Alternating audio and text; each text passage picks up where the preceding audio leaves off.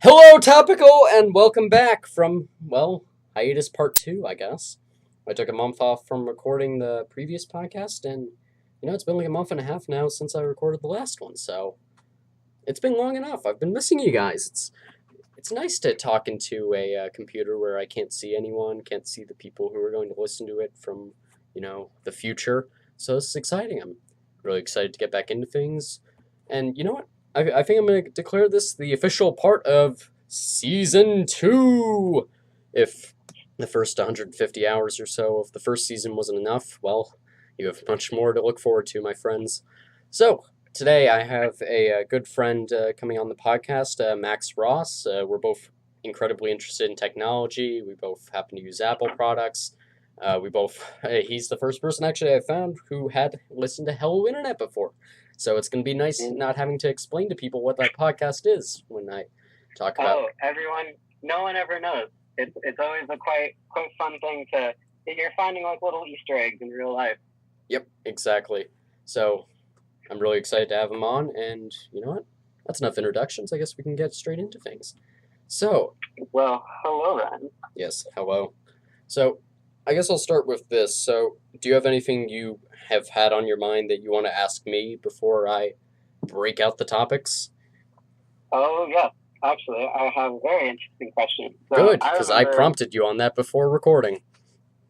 I mean, you do a good job with recording. I remember we were talking in a conversation with a couple of people the other day, and something you brought up that I didn't have time really to press you on that time, but now I'm really interested. What is your opinion about what the U.S. voting system should be? The U.S. voting system should be... Right, this was last night. Yeah, that was interesting. Okay, so... I mean, you don't have to necessarily specify what day it was, but yeah.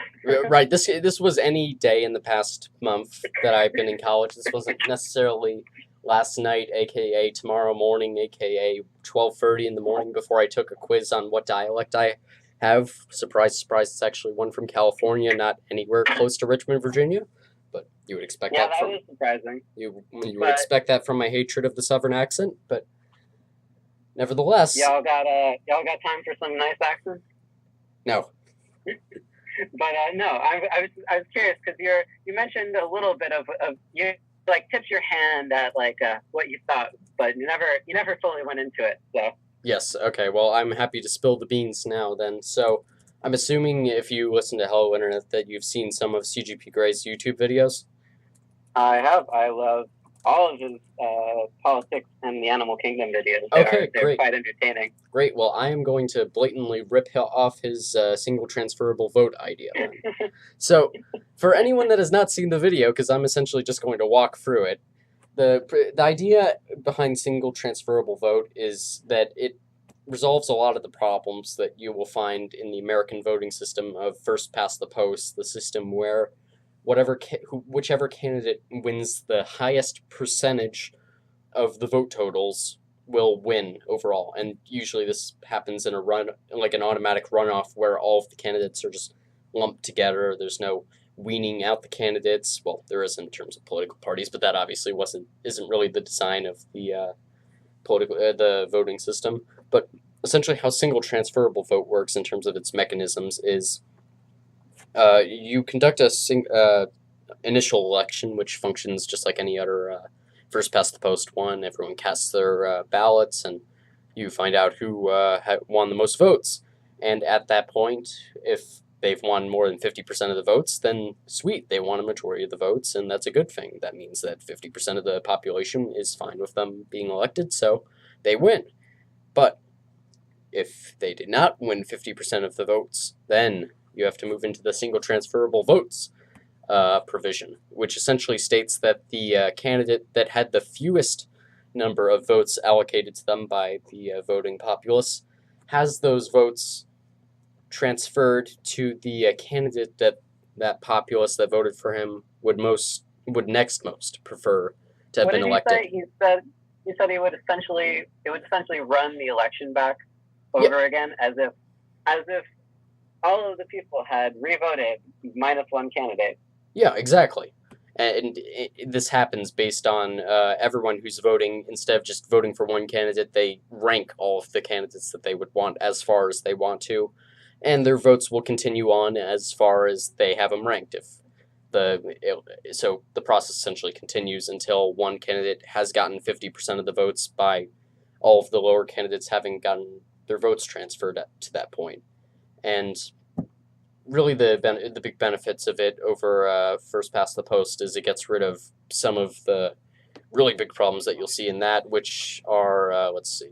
So you've got the strategic vote, which is a humongous problem. The strategic vote essentially is a phenomenon where you will vote for the candidate that least harms you instead of the candidate that most helps you, because you fear the outcome of your, well, you basically fear the opportunity cost of your vote. You think that by not voting for somebody, you might end up with a worse option, so you vote for the safest option, which obviously isn't what we want, because you should be voting for the person that you actually want, that you think that it can help you.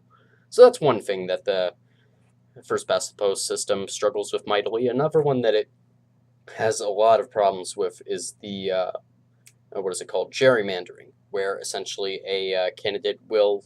Actually, I'm not going to get into that yet. The bigger one really is that how every first past the post vote, if you repeat the voting cycles over and over again, it always ends in a two-party runoff, essentially, where those are not the only candidates necessarily, but they're the only two viable candidates. And that's because over time, the smaller candidates are going to drop out because, well, they don't have any chance of actually winning the election, and by putting funds into running their campaigns, they're pulling away votes from one of the political parties that could have worked out better for them. So, for example, let's say you have the Republican Party, the Democratic Party, and the Green Party. So the Green Party is most aligned with the Democrats in terms of its positions, obviously the Green Party being far more liberal, but also being far less supported. So let's say the Green Party is running an election and, I don't know, it gets like 10% of the vote. That would be interesting to say the least.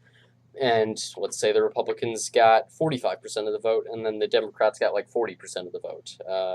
That's not 100%, but let's ignore that for now. So essentially, we'll pretend that people voted 5 times. Yeah. Let's that would be a good assumption there.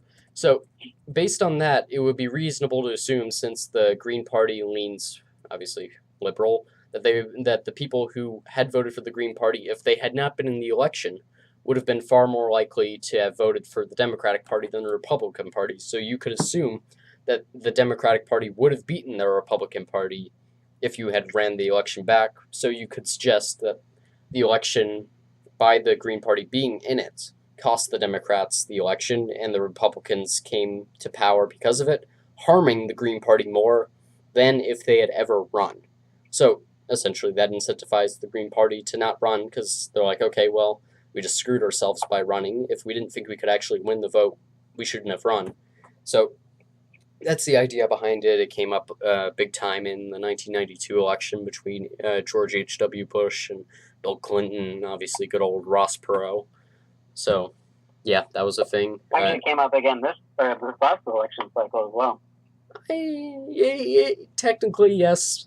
But, I mean, there was nobody that got, like, 10% of the vote, which I think is what Ross Perot got. I'll look that up too. No, that's fair. But have you seen the insanity of the number of if you go on to, I think it's a subreddit called Political Humor.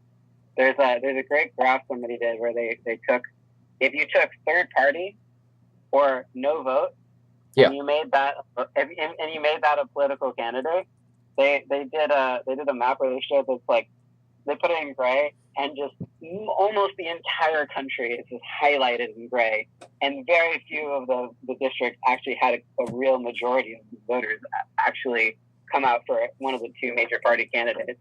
Yeah. No, I do need to spend more time on Reddit to see the kinds of things like that.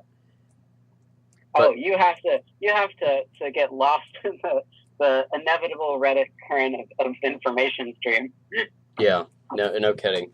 And then the final problem with first past the post, at least the final one I'm going to address. There's millions of problems with first past the post, and I could go on forever about it, but another big one is just minority rule, which is garbage. The fact that 80% of the population, let's say, could have voted for candidates other than the one that won, and the one that had the most votes got 20% and won just because of their plurality instead of their majority.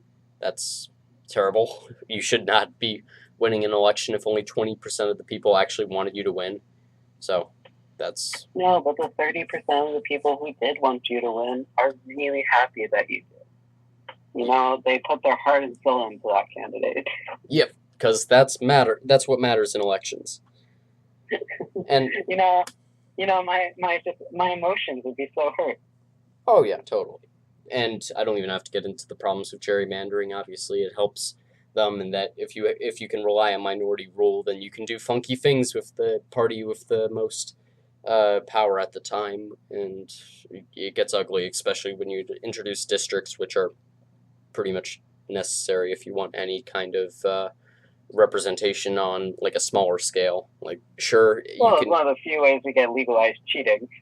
Yeah, and like you can also argue that like, hey, you can, if you're doing an election for the president, you don't expect any individualized representation, so you can get around that problem. But I mean, if you're talking about anything like the House of Representatives in the U.S., where like one representative represents like, I want to say like 60,000 people, something like that. Maybe that's the Senate. I think 60. No, I think a little less than 50,000. Oh, okay. Well, I'd have to do this mental math in my head of the number of electors. I mean, obviously, it also varies by state. I know that Wyoming or Montana, or whatever it is, has like a really bad one where like their representatives represent far more people than a state like California, just because. Oh, I love maps. I love maps where it's like the congressional district maps where you get these insane clusters in like New York or California, and then it's like the entire state of Wyoming has one district. Oh yeah, I love seeing that as well. And actually, I could touch on that quite a bit about how gerrymandering could be fixed, but I know you wanted to talk as well about your voting system. Oh, well, see, I'm not entirely against your version of the voting system, but I have an interesting, more of my question is, sure, how would you actually implement that voting system? And what I mean by that is so say you get candidate A and candidate B who wins. Their district, easy, we got a clear majority. Okay. But you still can have a system designed where a party can take over in a year, like a midterm year or especially a low turnout one, where you get an unusually low number of people from a majority party and a minority party gets in, and enough of that happens. You could end up with a situation where, or even if non-independent voters if the independent voters come out and vote for an unusual party, then you can get into a situation where you can even still create the kind of gerrymandering and issues. So my only question is, how do you propose to deal with representation? So you have a voting system in place, but what's the voting system voting for? Okay, so essentially, how do you fix the representation problem where people are still represented by someone who they can reasonably influence just because he's only representing a tens of thousands of people instead of millions, but also still avoiding the problems of gerrymandering? Is that what you're asking? Yeah. Okay, I thought you were asking like politically, how would you go about passing in Congress a bill to get STV passed? And I was like, are you kidding? You want to ask me that question? The answer is you don't. No, the answer is be a billionaire and pay him off. Oh, sorry, I forgot about the I have a lot of money and the Supreme Court says I can't use that money. So that's the best rule in the electional rule book. Right. You got to update your legal standards by 10 years after that good old FEC Wait, decision. I can take all this money and just shove it into someone's campaign? Who gets? It's got to be a super PAC. Yeah. You got to do it over the board dark money instead of under the board dark money. Yeah, don't forget that cover letter or it's just a PAC. That's actually a thing. What's his name? Stephen Colbert. For the 2012 elections, he actually ran his own super PAC, and he was talking about all the logistics behind it. And he was like, "Yeah, if I wanted it to be a PAC, I would just have to get rid of the cover letter. But because I have a cover letter, it's a super PAC." Wait, didn't he also in the primary for a presidential year declare a joke candidacy? Oh, did he? I think he did. And I'm thinking to myself, I'm like, knowing what I know now, maybe that would have not been the stupidest idea. Yeah, to be fair, especially now that it seems like all these celebrities are coming out and be like, maybe I should run for election just because, Trump did. Oh my God. So I don't know if you've ever seen it. I'm sorry I'm going to take you off track. No, don't worry. We can come back to it if this hits a dead end. But I'll write it down. I have a lot of thoughts about the new. Have you ever looked at the presidential election for 2020 Wikipedia page? I am going to look at it right now. It is atrociously built. But I think the worst part is there's about one candidate per every 2 scrolls of my mouse right now on my trackpad, where I can literally see like walls of candidates or pictures all over the place, and it is insanely built. But like I remember, let's see, going down. This isn't they terrible. Removed some of them. Some of them were just like, oh, LeBron James at one point said I should run for president, and then he's like, potential major candidate. I'm like, how is that a potential major candidate? I think you're overstating this a bit. I'm looking at the Wikipedia page, and I only see like 30, 40 people's pictures. Did you go down to the Democratic Party's section in the middle? Yeah, I'm looking at it. I see Michael Avenatti. I see Joe Biden, Cory Booker, Pete. Okay, yeah. Look at but it's like a wall of people. Oh yeah, it is. I thought my entire screen. I mean, to be fair, I was expecting like the Wikipedia page for the list of presidential donors for the candidates, which has something like 3,000 annotations on it. Okay, that's one thing. Oh, this has 194. But I'm just saying, it's like, come on, like I'm whoever edits this, whoever is the major person on this, like get your crap together. I edit Wikipedia, and I would never approve of this. Yeah, that's true. So do you have actual moderator privileges for that, or do you? I actually do not, but I have never tried to sneak adminship, but I know that I've apparently made it because I remember a few days ago I got an alert that says it was like, oh, hey, because I edit a lot of the stuff on the spacecraft and interesting mission and orbital mechanics stuff, and so I had one of the editors like, hey, can all you regulars, and he threw my name in with it and was like, can you come help me with this thing? I'm like, if I made it to the regular Wikipedia editor state. Oh, that's awesome. That's a good or a bad thing. Oh my gosh. Just wait until you get like plane tickets out to San Francisco or something. You get to meet for like the stockholders meeting for Wikipedia. They keep spamming me with like, hey, have you heard about our Wikipedia conference in Milan? I'm like, I'm not going to Italy for Wikipedia. You think too much of yourself. Yeah, no, that's fair. Yeah, are they trying to set up like the VidCon of Italy? Like I can't imagine the people that are like going there and being like, "Yay, encyclopedias! We love free information." I mean, I have no idea. I know they do talk about real stuff, so I'm not gonna ding Wikipedia, the institution for their conventions. Too many notifications, Wikipedia. Please stop. Yeah. So. But. Yeah. No. Sorry, go ahead. My email situation is ridiculous. That notification thing is a good point, but I'm going to come back to that. But how did you get started with Wikipedia? Like, did that just come from you just editing some web page at one point, or like, oh, you saw this one typo, and that's how it all began for the editing career of Max Ross? Okay, so this is gonna be a weird thing. So, like I said, I'm because just full disclosure, I'm interested in being a mechanical and aerospace engineering person. Yeah. That's kind of my whole thing. I love rockets.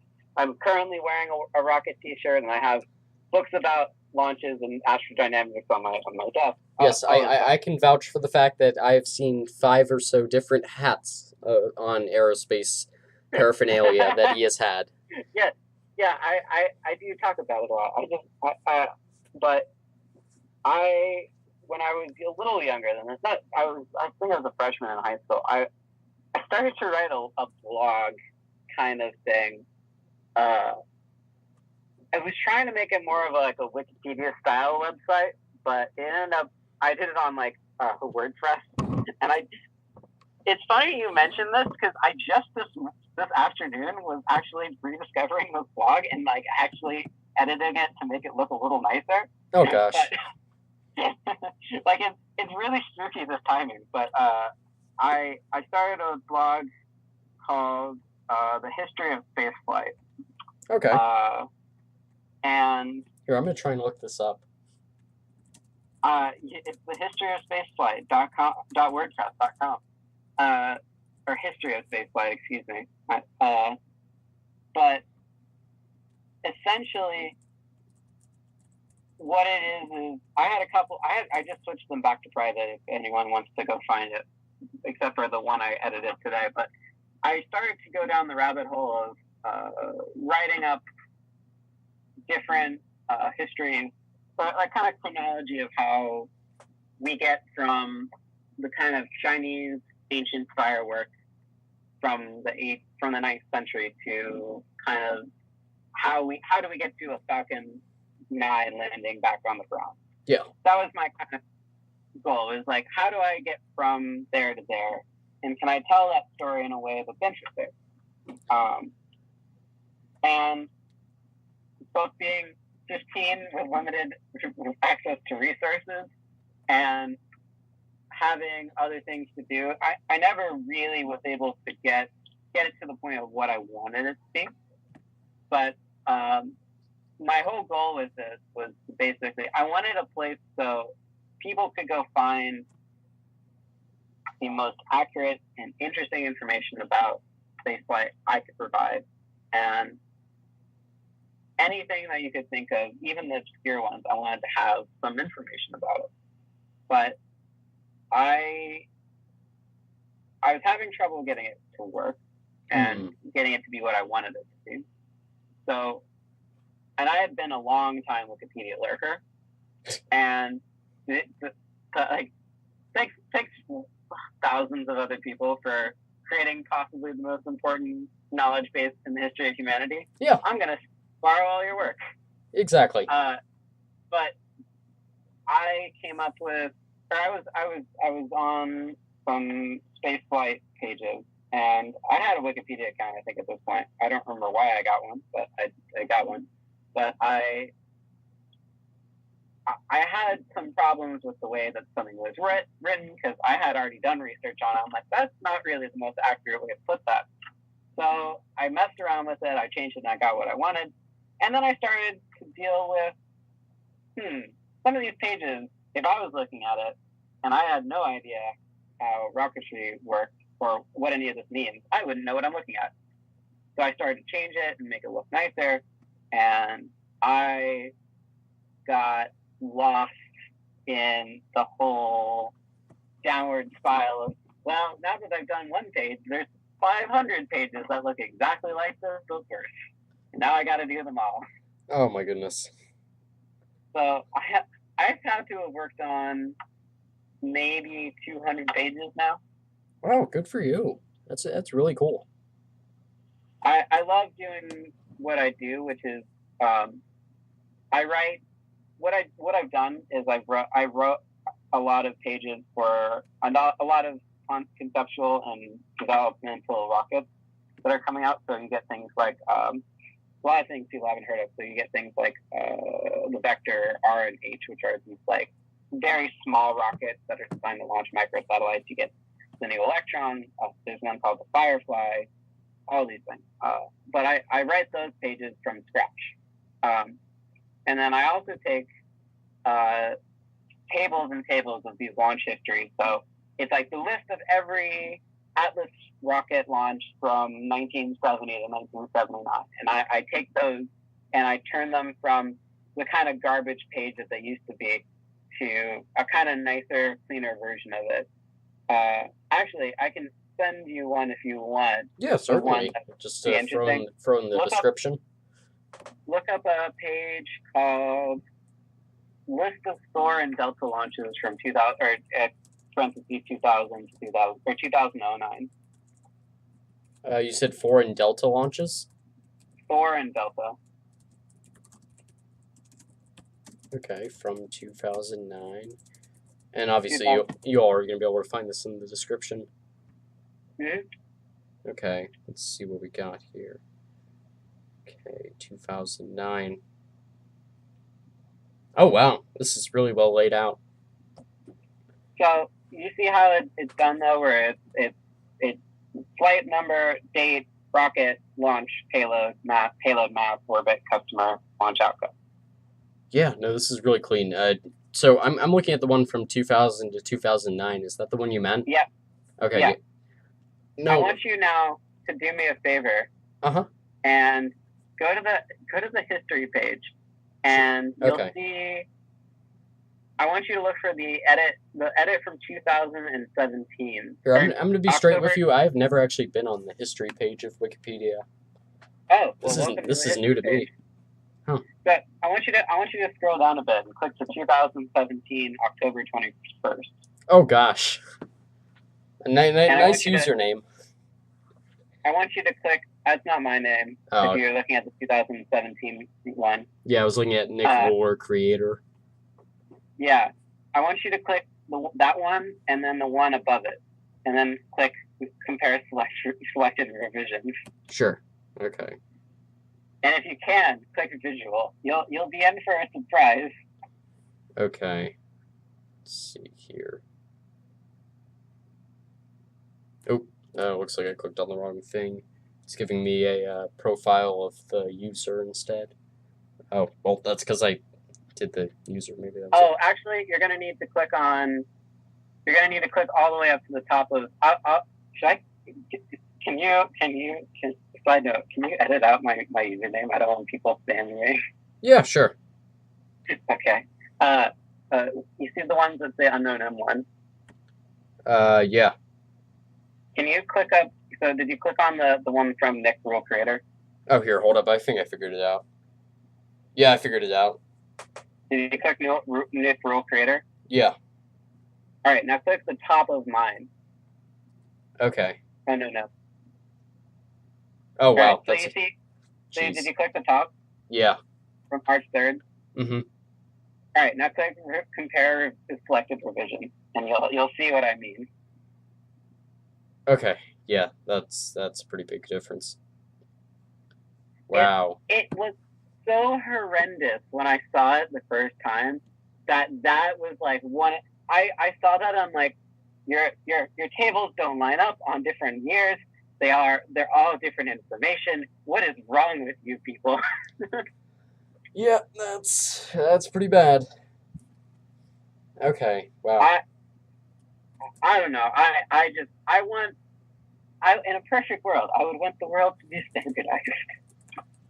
Yep, no, I can get behind that goal. It's a lot better that way.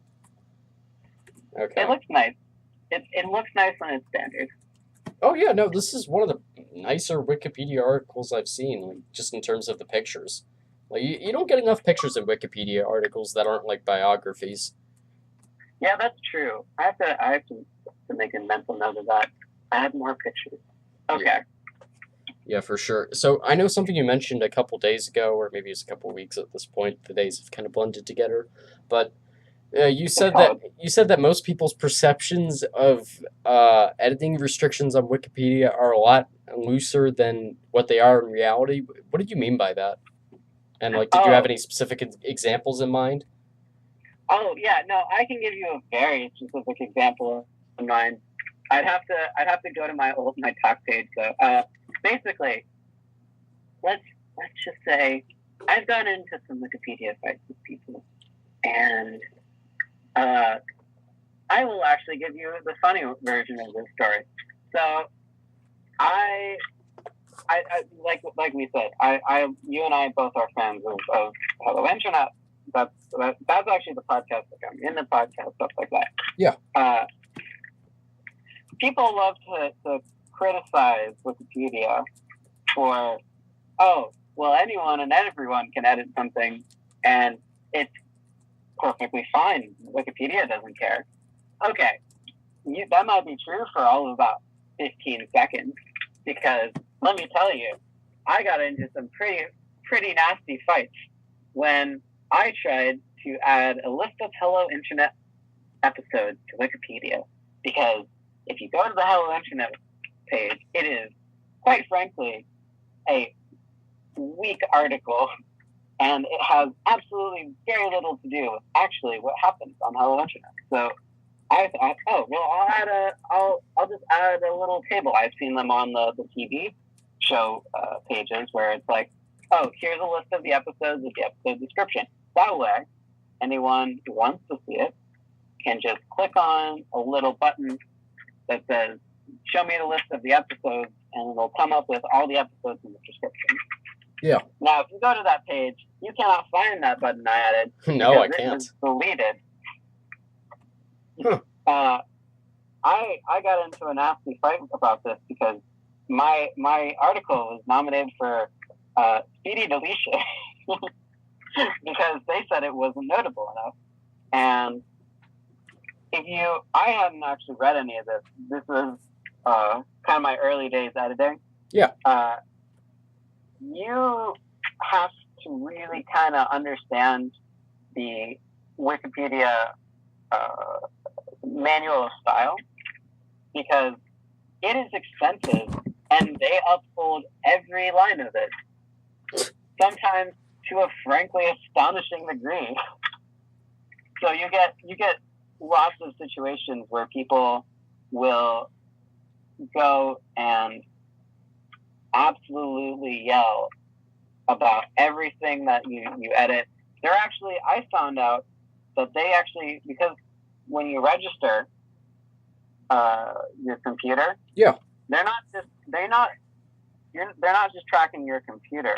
They actually are tracking your IP address, and not just your IP address. They also can track your MAC address. Okay, and that's a very important distinction, because that doesn't just relegate the activities of your computer. It's also anyone who's frankly in your house, any nearby devices, frankly. Yeah, so they can actually look at your MAC address, and if say you created an account like, I create spam 247. Yeah. And your main mission is to go and blank out as many articles as you can. They will very quickly revert those changes because they tag all the changes. And then, just to add extra measure, they will actually ban your MAC address from being able to edit. Yep. And that, I thought, I was like, oh my God, they have Wikipedia here has like a 1984 style. A 1984 style enforcement. It's like, big Wikipedia does not approve of your edits. You are not allowed to edit ever again. Into the pit of fire you go. Yeah, no, it's pretty bad. And Wikipedia made the all-important distinction between free speech and, free to be an asshole. I mean, I think personally, I agree with them protecting the information of Wikipedia. I just think, God, they're kind of dicks about it. Yeah, no, it is a pretty high ultimatum, but I'm sure people would find a way around it if it wasn't that way. Well, they kind of had to, because, and I hate every time I have to deal with this. It annoys me. If you want to know the real reason why Wikipedia is in this weird category of that's not a real source, it's not actually because of Wikipedia. It's actually because of the Encyclopedia Britannica absolutely goes to every one of those teacher conferences that they do nationally, where they will yell and scream to every teacher about how, oh, Wikipedia is not a valid source because anyone can publish anything online and not be caught. Except I have read Wikipedia articles that are like extensive, detailed sourced information versus like an Encyclopedia Britannica article, which is like maybe 2 paragraphs and that's it, with no other further information. And that's the game you want to play? Because you're losing, you want to play the, well, you're not a real source game. I mean, give me a break. Yeah, I know there was a very famous study that has been cited where, trying to find it right now, but I'm going to get the numbers wrong, obviously, but it was something like 95% of the information in the selected Wikipedia articles was correct, and then it was something like 80% for general encyclopedias, and then like 70% or 60% for normal websites. I'm pulling these numbers out of my butt. Don't quote me on them. No, I understand, but I could understand that, only because when you think about it, when you give the general public the ability to pool all of their knowledge together. So let's say you're an expert in computer science. Yeah. And you see the article on Java, for example. The fact that you can sit there and say, well, that article is not correct. Let me correct it for the general public to see. That is an incredibly powerful tool that Encyclopedia Britannica, where 1 or maybe 2 people write it and 1 person edits it, and that's it. That's all who sees it. It's like, well, how do you claim that you're the more valid source when I can trust the collective knowledge of humanity more than an individual knowledge of 2 or 3 people? Yep. I mean, that's essentially the argument for Wikipedia right there. And there's humanity as a whole is greater than humanity of 3 people. Yeah, no, I guess in that sense it is a pretty optimistic view of humanity, in that you can expect to get a better amount of information from a collective than from a bunch of other, just like 1 or 2 people. Even if someone like Hobbes would say, no, that collective is going to turn into a mob and hit you with pitchforks and burn down your entire village because they're evil and they started the English Civil War. But, all right, new idea. Sure. Instead, we cool together every brain with a cable matrix ion. We create the world's most intelligent supercomputer. I think that's how I think that's where Wikipedia is going, right? Yeah. No, here's my idea. Let's, all at once, let's convert all of the world's sand into silicon, and then all at once convert those into CPU, and then plug it into the biggest computer we can find. Okay, but my only question is, how do you take the sand from the bottom of the ocean and turn it into silicon with the sand on the beaches? Oh, that's a very good question, and I will get back to you on that later. You're gonna have to give me a rain check on that. Yeah, I'll call my advisors and we'll do a press conference for that one. We'll get back to you on that. So you take a giant shovel from the beach. We'll take the city and we'll push it somewhere else. How's the fire burning underwater? I don't know. Oh my gosh, that was a SpongeBob reference for anyone who has been listening to the past podcasts. But yeah, I'm still looking at this Hello Internet page. I'm very, very disappointed in it. Oh no, it's atrocious. Like the podcast that has the most notoriety for messing with Wikipedia has, quite frankly, one of the worst Wikipedia pages.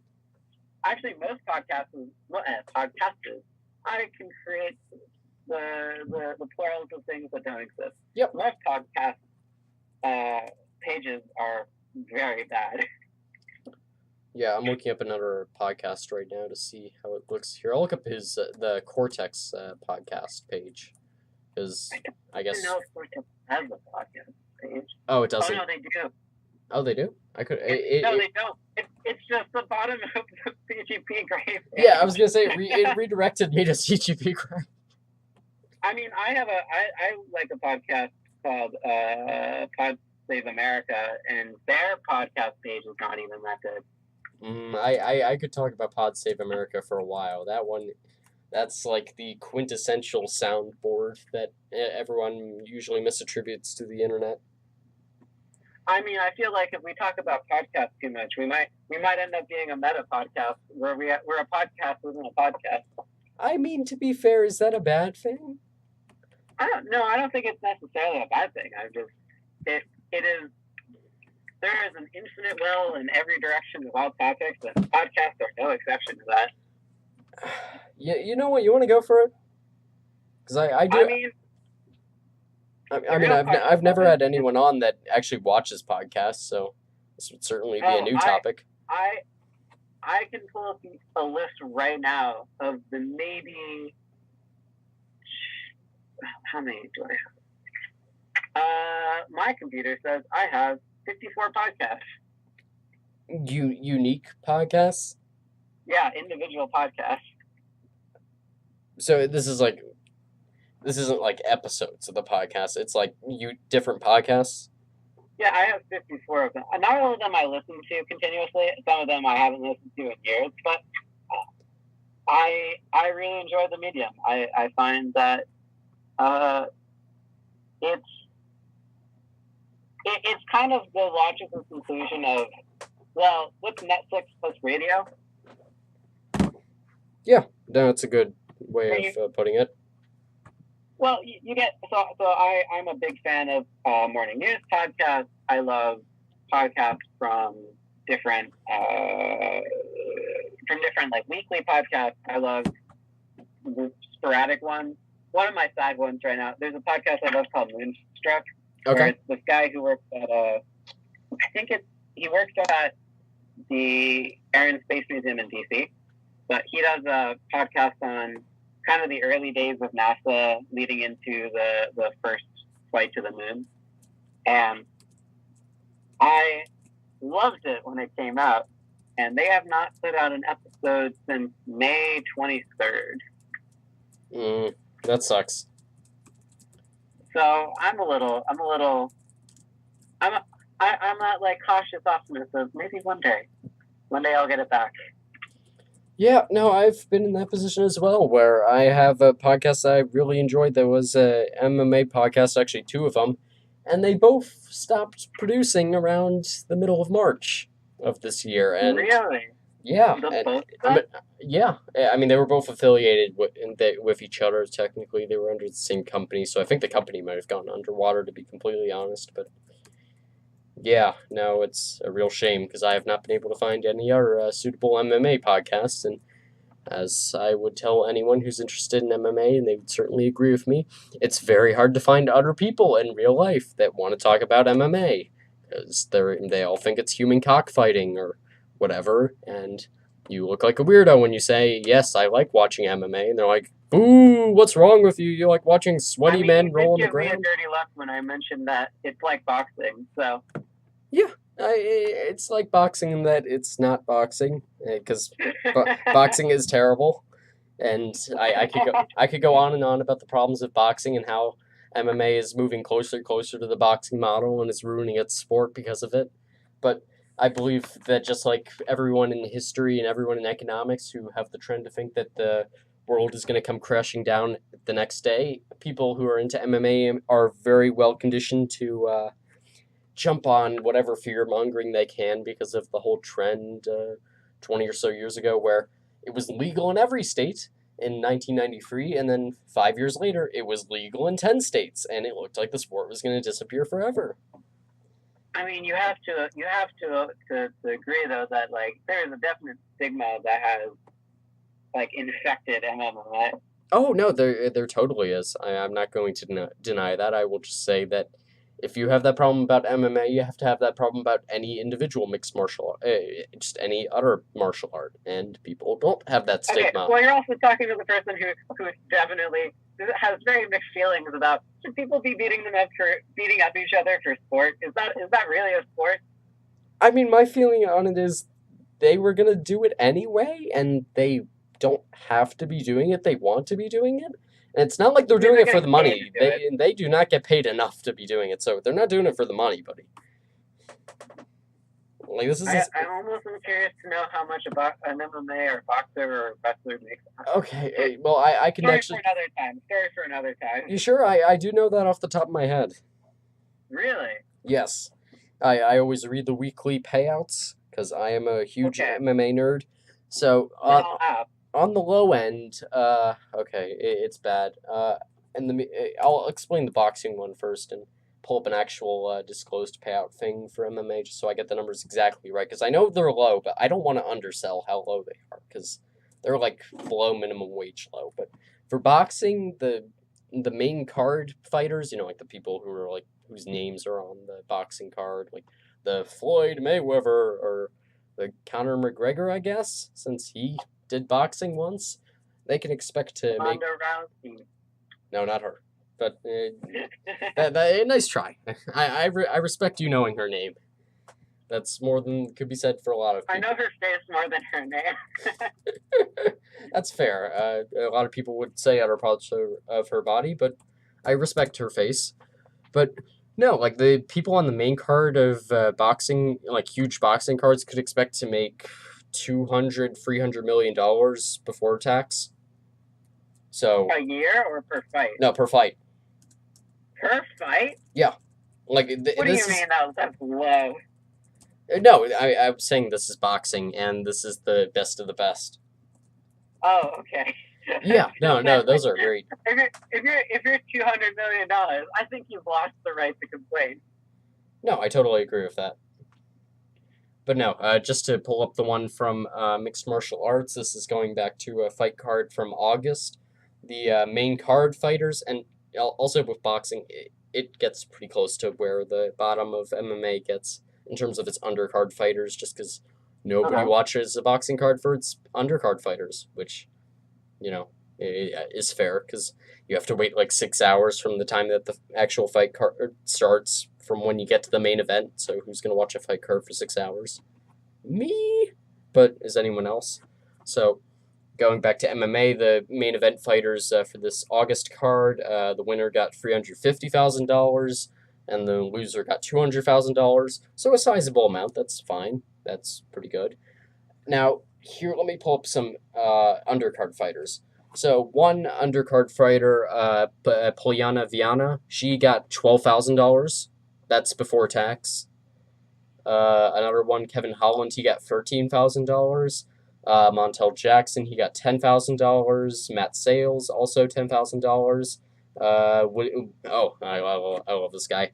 Luigi Burin, I think his nickname is Waluigi. He got $10,000. So these people are not making a lot of money. Okay, but my question is, how many fights do they have per year? Okay, that does change it. That is fair. That's a fair point. So, if you're a good MMA fighter and like the company likes you, you can hope to get 4 fights per year. But most fighters, they get 2 to 2.5 fights per year. So you're looking at like $25,000 a year. And that's obviously without win bonus. But like there are people that lose fights, and there are people that lose 2 fights a year. So it's bad. I mean, and this is before tax. I can think of like, would that be enough to put my if I could get paid to stand in the middle of a ring and do nothing, but get the crap beat out of me for 30. Let's say I make it to 5 minutes. But for 20,000, no, I could not do that. Yeah, that is far too low for any sane person to deal with. And also keep in mind the income tax on sports athletes is way higher than for normal people. Like I'm trying. They over correct for higher income. Oh, 100%. Yeah. Like I'm trying to find the exact number right now, but I know that it's very high. Yeah, I can't find the exact number, so luckily you guys won't have to tell me how wrong I am about the exact number this time. But I gave you plenty of opportunities to do that with MMA, so you could do that later. But yeah, no, they definitely overcorrect for the higher income people because they're like, ooh, somebody got a $300 million contract in baseball. Let's take half of it, and yeah, so they might not even be getting like $15,000 a year, which is why a lot of MMA fighters they have to pull up separate jobs and like they have to work on the side, and then at night they have to go train, and it's ridiculous. I mean, I have to wonder though. It's like you're talking about the two. That's like that sounds almost as if it was a. I don't want to say like. I'm trying to find a word that isn't amateur. Yeah. Because I feel like that's not fair, but it's kind of what it is. And like just in terms of them being amateur fighters, or. Yeah, because from what you're telling me, it sounds like that's kind of more of the bottom of the league, right? No, actually. So how it works is there are amateur fighters and then there are professional fighters. So you have to be good enough to even be a professional fighter and be getting paid. And usually that means if you're an amateur fighter, you can't get paid. And usually it takes like 5 fights into a career to start getting paid, and you got to be like 3-2 or 4-1 to even have that happen. So if you suck and you're losing all your amateur fights, you're not getting paid, buddy. You're just getting beat up. So like even those people are in like the top of the top. Like like those 4 or 5 people I mentioned, they're in the UFC, which is like the best MMA promotion in the world, and there's like only like 500 fighters in that. So they're like this is obviously a loosely termed thing, but they're like the top 500 fighters in the world, and like the bottom 200 of those fighters are making that much money. That does sound low. Who runs MMA? Okay, who runs MMA? So specifically MMA is well, it depends by country actually. In the US, MMA is run by the Sports Athletics Commissions. That entirely it has to do with the fact that it was outlawed. So to bring it out of being outlawed, it had to be regulated on a state-by-state basis. So that's why usually state athletic commissions also run college sports because they're amateur. So that's technically who has legal purview over MMA, but within like actual fighter to fighter relation or fighter to I guess the guy who's sending out the paycheck relationships, those occur entirely by promotion. And by promotion, essentially what I mean is it's like the person who puts the fights on TV, the person who promotes the fights, it does the advertising, all that stuff. And that comes with organizations like the UFC, Ultimate Fighting Championship, Bellator, what else? King of the Cage. I'm trying to think of other MMA promotions. Professional Fighters League, that's a big one. One Championship, that's one out in the Southeast Asia area. There's Ryzen, which is a Japanese one. There's Invicta, which is female only, which I don't really understand why. For the longest time, there was one that was, oh crap, what is it? I'm gonna get crucified if I forget what this is called. You're gonna get crucified by all the people who are screaming into the void, like, you should know what this is. Yes, the one, Strike Force, that's right. Strike Force was, for the longest time, was as big as the UFC. There was also the World Extreme cage fighting that merged with the UFC as well. Actually, it's interesting because these names always sound like I feel like someone could easily die in this situation. Yeah, no, and I just pulled out the safer ones. There's also the safer ones? Oh my god! Are you telling me that there's like an individual class like you could probably die? Like there's a chance. Yeah, no, like in the early 2000s, there were some really bad ones where they were making like no money. The MMA podcast I was talking about, the MMA fighter on it, Sam Alvey, was telling a story about in one promotion, I think it was MFC. I'm trying to figure out what that stands for because the name's obviously. This is great. Maximum Fighting Championship. Maximum, because it wasn't just the fighting championship; it was the maximum. Actually, I'll get into this later. What? But my problems with the term Max as a name will be very apparent about iPhone. Oh wait, hang on a second. There's actually other MFC fighting promotion. There's Mamba Fighting Championship, Madness Fighting Championship, Menecio Fighting Championship. So yeah, I guess you have to distinguish. Oh my goodness. See, when you told me about MMA, I was thinking like, it really can't be that many things. It seems like a sport that would have like the same kind of thing where you get like an NFL or an MLB or an MLF, like one body overseeing pretty much all of the major aspects of the sport. But it sounds like MMA has not that. You see, that was what I was getting to, actually, is that's the recent trend in MMA, but I want to tell the story about MFC first, because it's ridiculous. So, going back to Sam Alvey, the story essentially is, it was an outside MMA card, which is a bad idea for many reasons. Not to mention the first being, what's the weather like? At best, it's sunny, and you're not going to be able to see, and you might get sunburned, which is not good, obviously.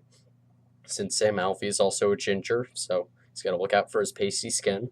But no, oh no, folks, that was not the least of his troubles, because this card was also in Wisconsin, which apparently gets a lot of rain.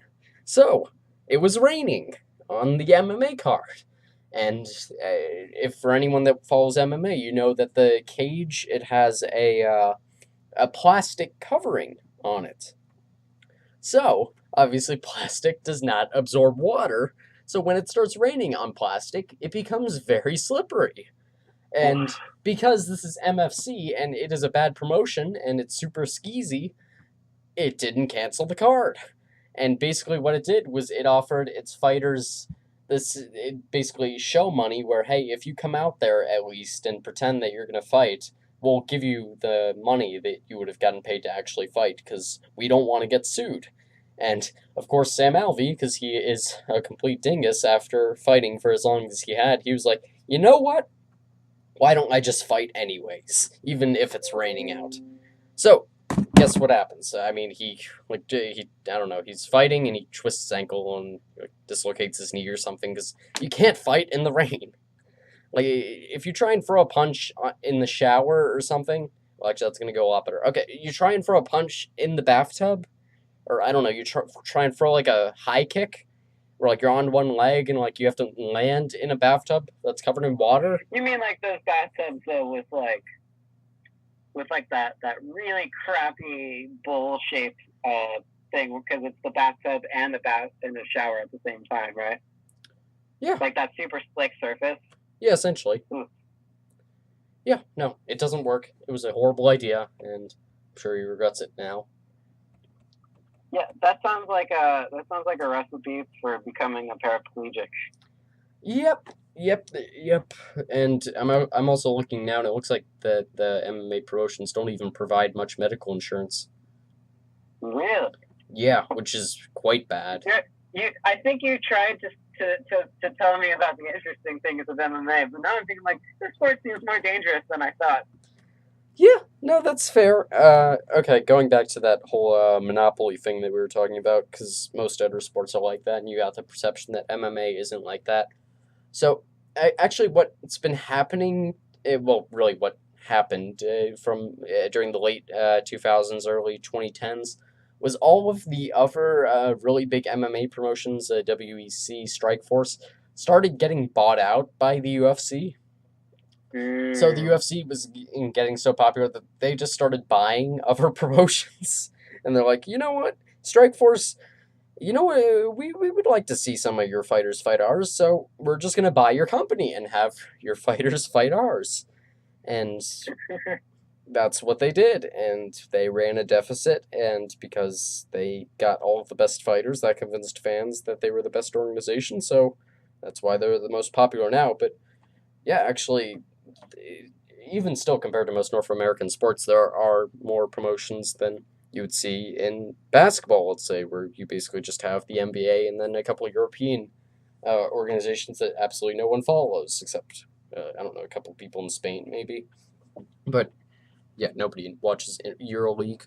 But yeah, like in MMA, at least you have some options. A lot of them have just become feeder leagues to the UFC in the same way that minor league baseball has. Like, not exactly the same because I still don't know how that happened with minor league baseball. Ask me a single minor league baseball league team's name.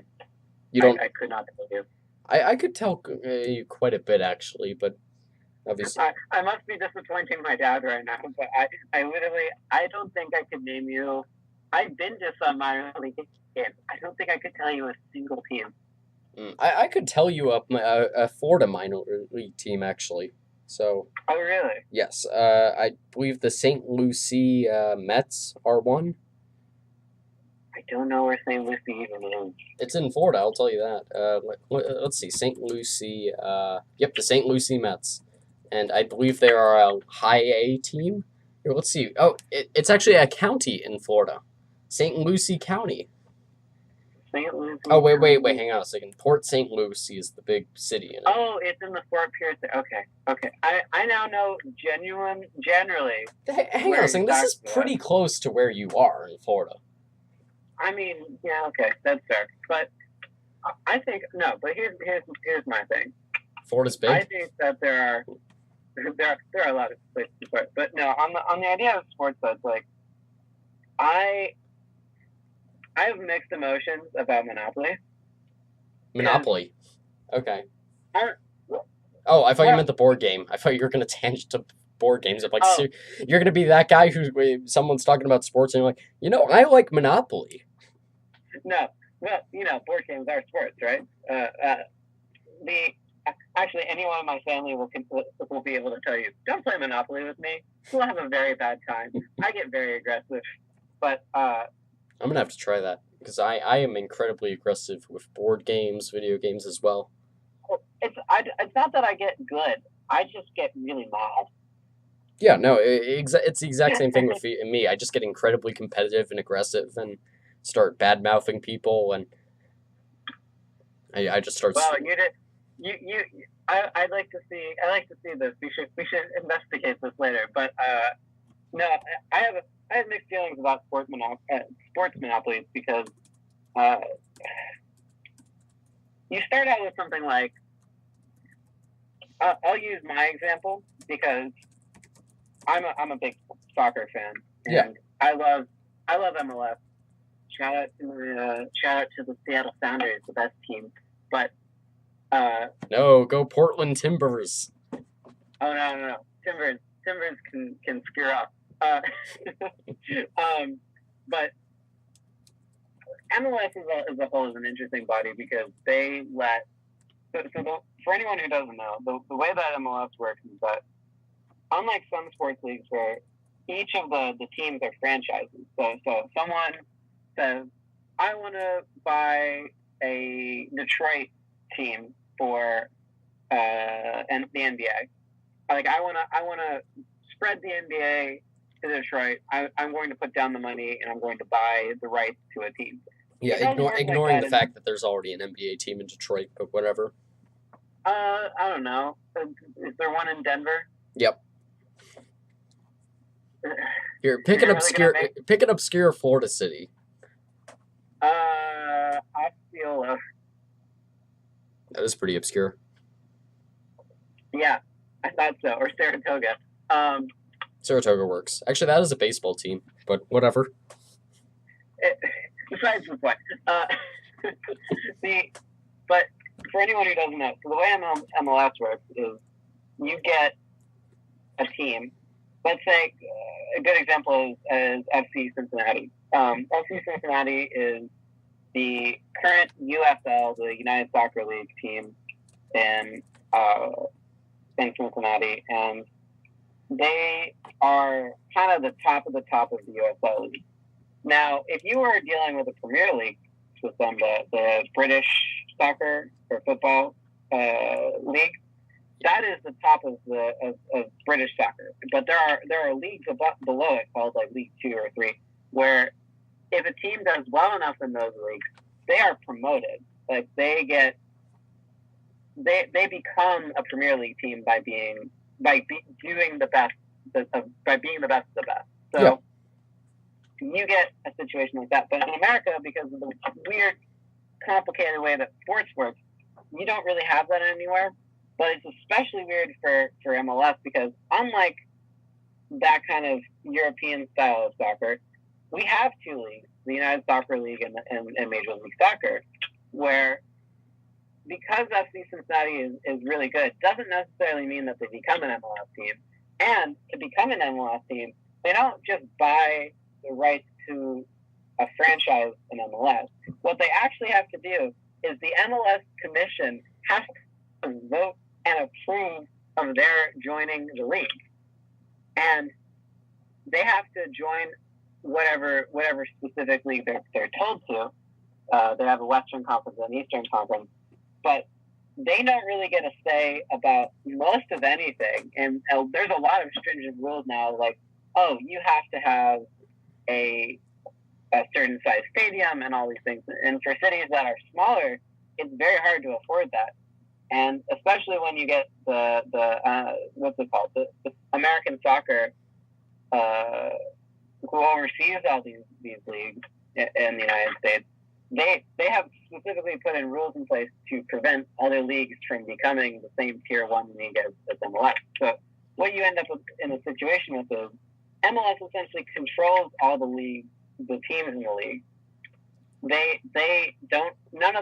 All the teams are under their direct ownership.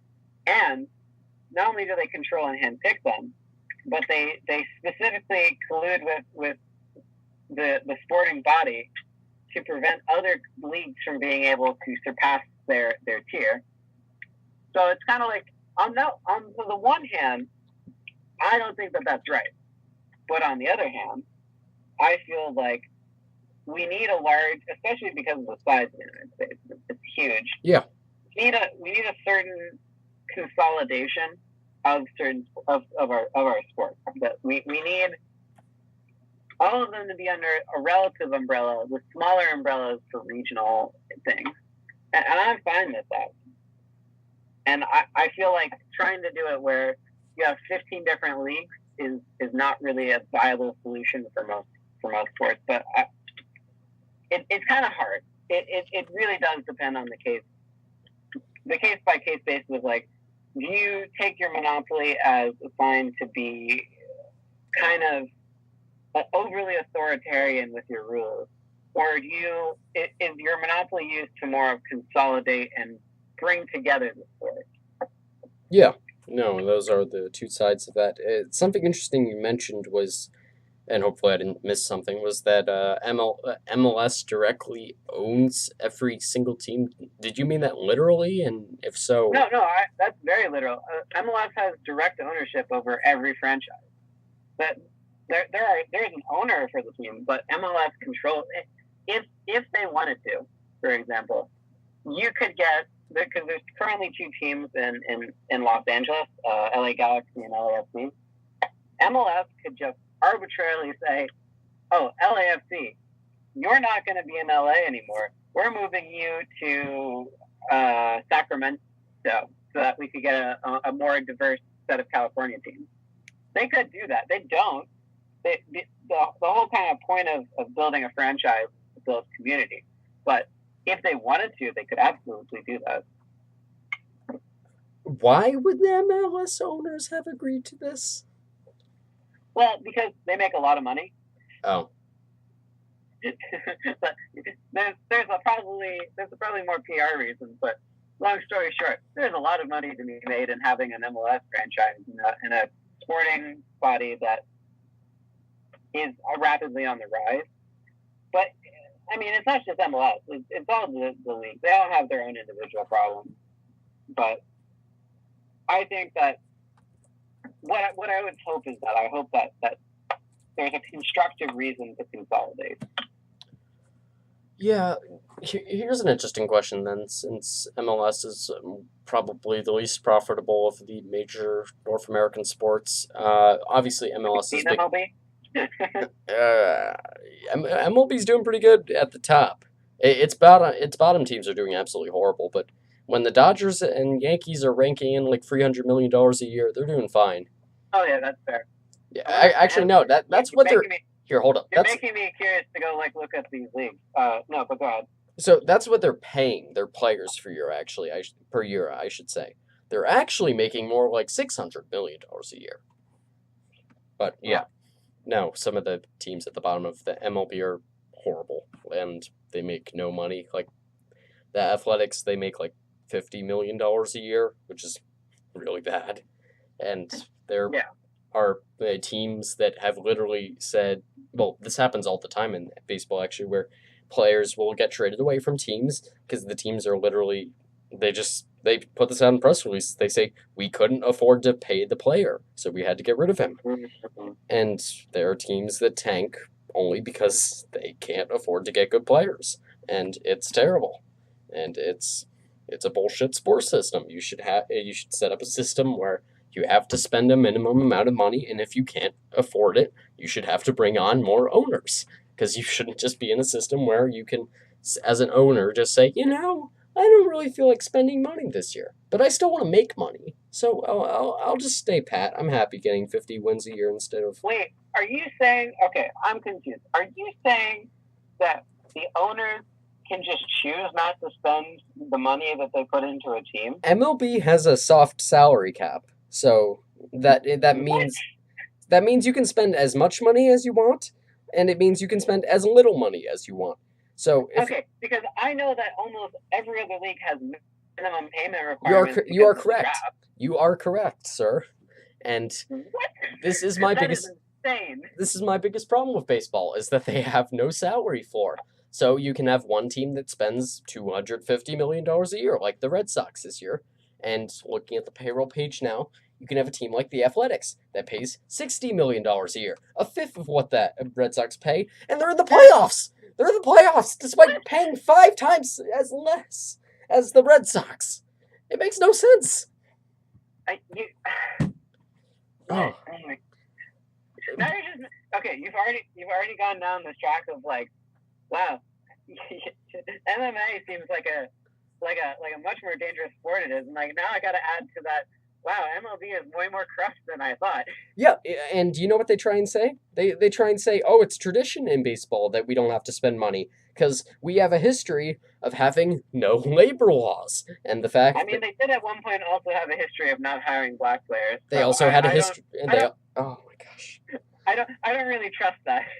Well, to be fair, every sports league had that tradition, but they also had it, and baseball actually ended that. They were the first sports league to hire black players, but don't tell that to the Red Sox. I am more making a casual side comment. No, if you want a better casual side comment, they were the sports league that until the early 2000s, you would constantly see players chewing tobacco in the dugouts and just spitting it on the field, and you would have to... telling me it wasn't bubblegum? I mean, it got changed to bubblegum eventually, thank God. But, yeah, no, you think hockey players have bad dental bills. Just go look at some baseball players and the freaking chewing tobacco. Yeah, it's amazing to me that Canadians have better teeth than British people when their sport of choice is far more intensive on your teeth. Yeah, and I feel fairly passionate about this, but I wonder why baseball players, like you're in there for 3 hours and they've gone to chewing gum at this point, which is, good enough, I guess. But I don't know why they don't just have someone that like brings in like a bag of chips or like a hoagie or something and is just eating it. Like that'd be fantastic if you're just watching a baseball game and they cut to like this one guy who's just finishing his sandwich. What? Like, you mean like the shortstop just randomly pulls like a $5 foot long from his back pocket? Hey, is that a foot long sub in there, or are you just happy to see me? Oh my god. No, that'd be fantastic if it was on the field. I just meant like in the dugout and like he's just eating it and like the manager comes up, he's like, Bill, you're up, and he just puts down the sandwich, wipes it off, and like gets like some hand sanitizer. Oh yeah, he uses the sandwich. He's like, forget this, I'm hungry. Oh my god, that'd be fantastic. Okay, can I make a brief aside though? Sure. Why do baseball players always look like the most out of shape athletes I have ever seen? Here, I appreciate that you just said that. Look up a picture of Yandy Diaz. Can you spell that? Sure. Yandy Diaz. He's actually Yeah. he's actually an Indians Okay. player. And go to Google Images. Okay. He looks like a guy who could beat me up. Yeah, no, he looks like a guy on steroids, and he's not on steroids because baseball's very careful about that now, or at least so they tell me. Now. Yeah, or I'm told that. Oh, he plays for Cleveland. Yeah. Okay, no, but I mean, like, you know what I'm talking about, though, where it's like you get sometimes situations where people, I've seen, maybe this is just the minor league. I don't know. I don't think I've ever been to an actual Major League Baseball game. But, oh, really? I'll have to take you to an Indians game. Here, actually, look at now for your counterpoint. Look up a picture of CC Sabathia. CC Sabathia. Sabathia. Sabathia. Oh yeah, no, that is a perfect picture. Yeah, he's the fattest player. Dude, this is like every time I see somebody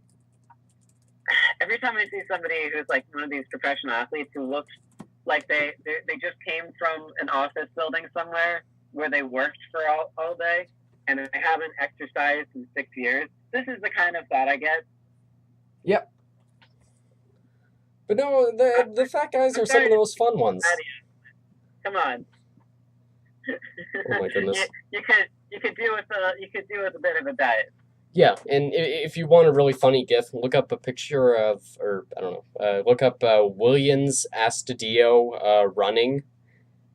He's a 5'9" catcher that's like 250 pounds or 225, and essentially his entire reputation is just he's a short, fat guy that is actually ridiculously fast.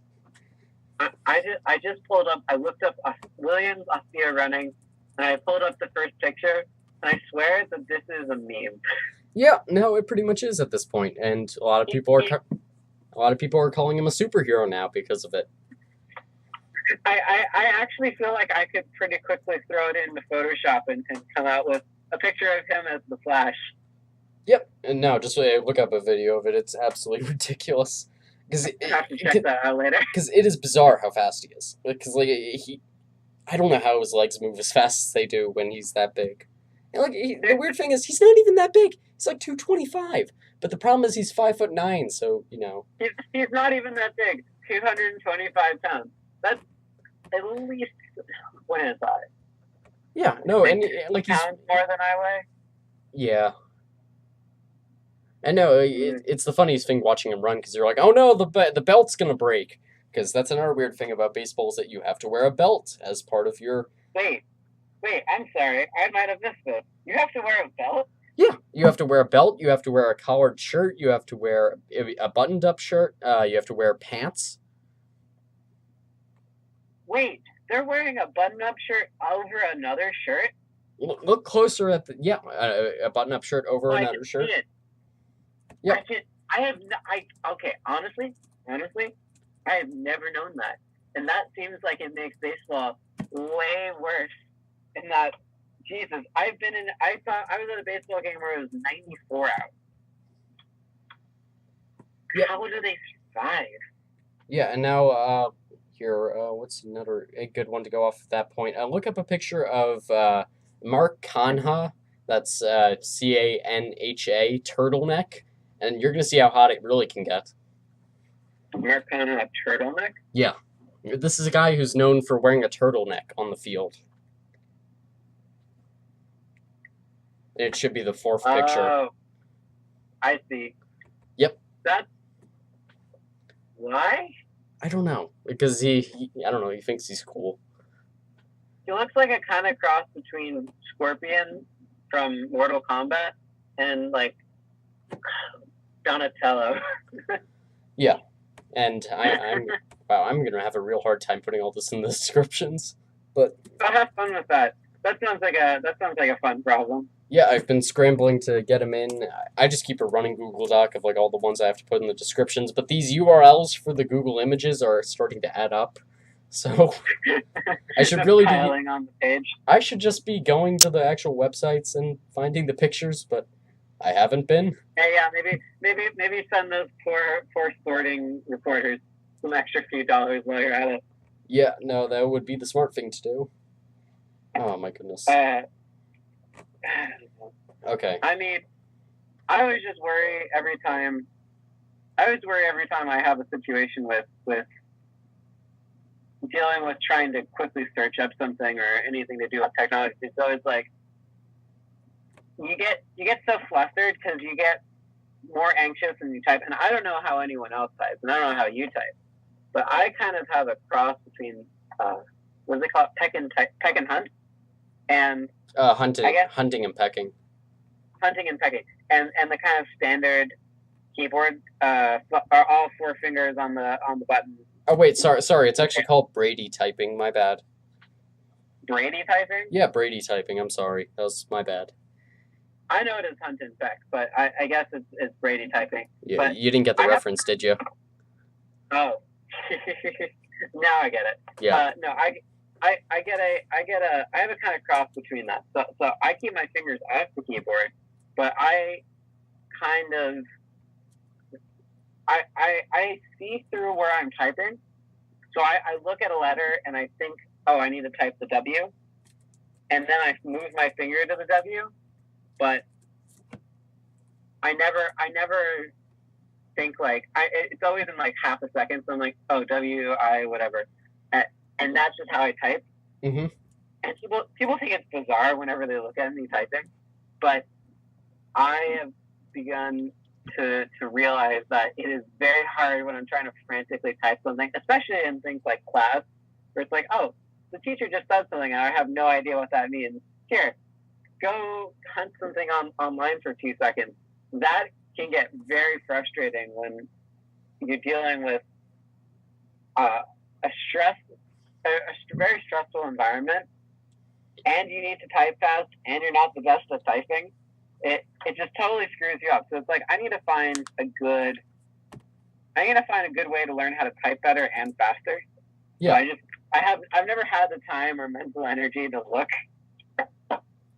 Yeah, no, it seems like you need to go back to the old SpongeBob typing if you did that. Or I don't know, maybe the Mavis Beacon. I remember those things. Those were always they were kind of these terribly designed games that never made any sense but still somehow worked. Yeah. I don't know. What did you guys use? Because we used to have them in like a computer lab. My elementary school used to have like a rotation schedule for various different things, including like arts and music and stuff. Like one of them was like the computer lab on Fridays or whatever. No, I actually had that. I had that class as well, actually. You had a computer lab class? Yeah, I had it for 1 year, and in third grade, actually, which is way too late to be teaching a kid how to use a computer. And that was actually one of the first times I used the computer. To be honest, I had a weird childhood where I just did not use like computers or the internet. I don't think I realized the internet existed until like age 10. It was very weird. Oh, that's very late to start learning how to use the computer. Yeah, no, it's very, especially for how far along I am now. But yeah, here's a deep cut one for people. I used to have this old white iMac. That was my first computer that I ever used. It was it's got to be like an old 2004 or 2005 model. But it was, let's just say, slow. Yeah. Yeah, I just pulled it up. It's called the iMac G5, and I gotta see a picture of this. It's kind of clunky looking, but oh goodness, this is bad. It's pretty bad. I was astounded because it was normal to me whenever I had it, and I was very little at that point. But when I moved houses and eventually I got a new computer, I came across this in like a box somewhere, not working obviously because it was better than a doornail. But God, it was like, this thing is kind of one of the ugliest looking computers I've seen in a while. But I had it. when I was little, and I think I learned how to use it pretty quickly, but I don't remember what a 5-year-old me would have wanted the computer for. It wouldn't have been for anything to do with actual social media or whatever, because I don't even think that most of that stuff was around yet. That was like pre-iPhone time. Yeah. I'm trying to think. This computer looks like it's from the era before Apple started trying to make its devices thinner. Yeah, that was in that. You know that old iMac from like that like retro color iMac from the 90s? Yeah. It's like if they took that and they thought, how can we make this a bit slimmer, but also somehow worse looking? And this is their solution. Yep. No, this. But I do like the new ones that they have. They have some. I'm always impressed by Apple because Apple has a very good tendency to create products that are well designed, if not always unique or particularly interesting. Yeah. Especially recently, they really take their look and feel very personally. Yeah, and that's a fantastic segue to talking about Apple. But I did have a funny story I wanted to tell first, so I'm gonna put a pin in that. So, my earliest memory with using a computer actually was in first grade. So I'd used a computer before, but not the internet. I'll have you know, it was using Word, everyone's favorite processing system. Who hasn't upgraded to Google Docs for their cloud computing in the form of the written word? But no, my first experience was with Word, and I was writing stuff, and oh, you're gonna love the story of what I was writing. So essentially, what I did was, and I don't even know how I did this to be honest, because I don't think I knew how to type at the time. But what I would do was So have you ever read the book series Junie B. Jones? No. Okay, well No idea what that is. This is a famous book series about like this girl and a bus, and it doesn't actually have to do with a bus at all, but it seems like all the book covers have a bus on it. They probably don't now that I'm thinking about it. I think that's just the first book. Anyways, that's not really important. The important point is, all I would do with this book was I would just, every day after school for like 2 weeks, I would just come home and I would open the book and I would just start copying the stuff that I saw on the pages into Word. And then like I would call my mom over and say, "Hey, look, Mom, I'm creating a book." And I obviously, in the most obviously plagiarized work ever, I was praised for it, but yeah, that's my experience with using a computer for up until like age 10. So your experience was, I learned how to copy and paste homework before it was cool. Oh, copy and paste. That would have been great. No, I learned how to manually type up homework into the computer before it was cool. Oh, you mean that you literally retyped the book? Yeah, I mean like I had the book open in front of me. I had the not the typewriter, what am I talking about? I had the keyboard in front of me. I would look down and I would just type in what I saw in the book. And keep in mind, I couldn't type at this point, so I don't know how I was doing it. So just imagine little 9-year-old Ryan, or I guess 7-year-old Ryan, is trying to type on the computer. He's like hunting and pecking. He's looking down in the book. He's like, what is a semicolon thing? Ooh, I see it on here. Let me type that in. And I have to imagine it had like red lines under it everywhere from typos that I didn't correct. I mean, it must have been the worst work ever. Probably by the end of it, you couldn't even tell that it was plagiarized. You're like, this is just bad, is what it is. But, yeah. But the thing that occurred to me is, does that kind of make you a modern day scribe? I suppose it would. I don't think my goal was to copy the book. I don't know what my goal was. Are you secretly a modern tech monk who's creating the next Library of Alexandria, but on Wikipedia? I'll have to meditate over that, but I'll let you know. Oh my goodness. Yeah. I remember when I was little, I had these like grandiose ideas, like I could write a book. Meanwhile, I don't think I could write, but you always think it's like, yeah, I don't know if you maybe you understand what I mean, but it's like there's a kind of there's a kind of activation level for every project, and if you're not willing to put in that much energy into it, you'll fail. Yep. No, I think I understand what you're saying. Have you ever done any hard research on what this looks like for you? What do you mean? Like in terms of the actual numbers that you need to get a project off the ground? Oh, you mean like have I ever timed anything or ever Yeah. figured out? I don't know that. I mean, I'm a pretty analytical person when it comes to that stuff, but I don't know that I've never gone out of my way to check what it takes for me to do a project. But I can probably say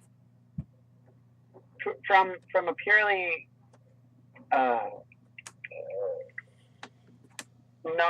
from a purely subjective view, what usually occurs to me is I have a lot of project ideas, and my first kind of filter is, well, can I do this thing? Do I have the ability to say program this software that I want to write? Yeah. If the answer to that is yes, then it moves on to like the next filter, which is like, okay, but do I have the time to do that? And if that answer is no, that usually kills most of my project ideas. What happens then if it passes that filter is, okay, if I have time for this and I can do it, how much do I really want to do it? Okay. See, I think that's my problem with projects is I don't have that filter for do I have time to do this project? It's just, do I want to do this project? Yes. Okay, let's do the project. Will you make time to do the project? I will steal time from my sleep to do the project. Or better yet, anyway, I will. It's overrated.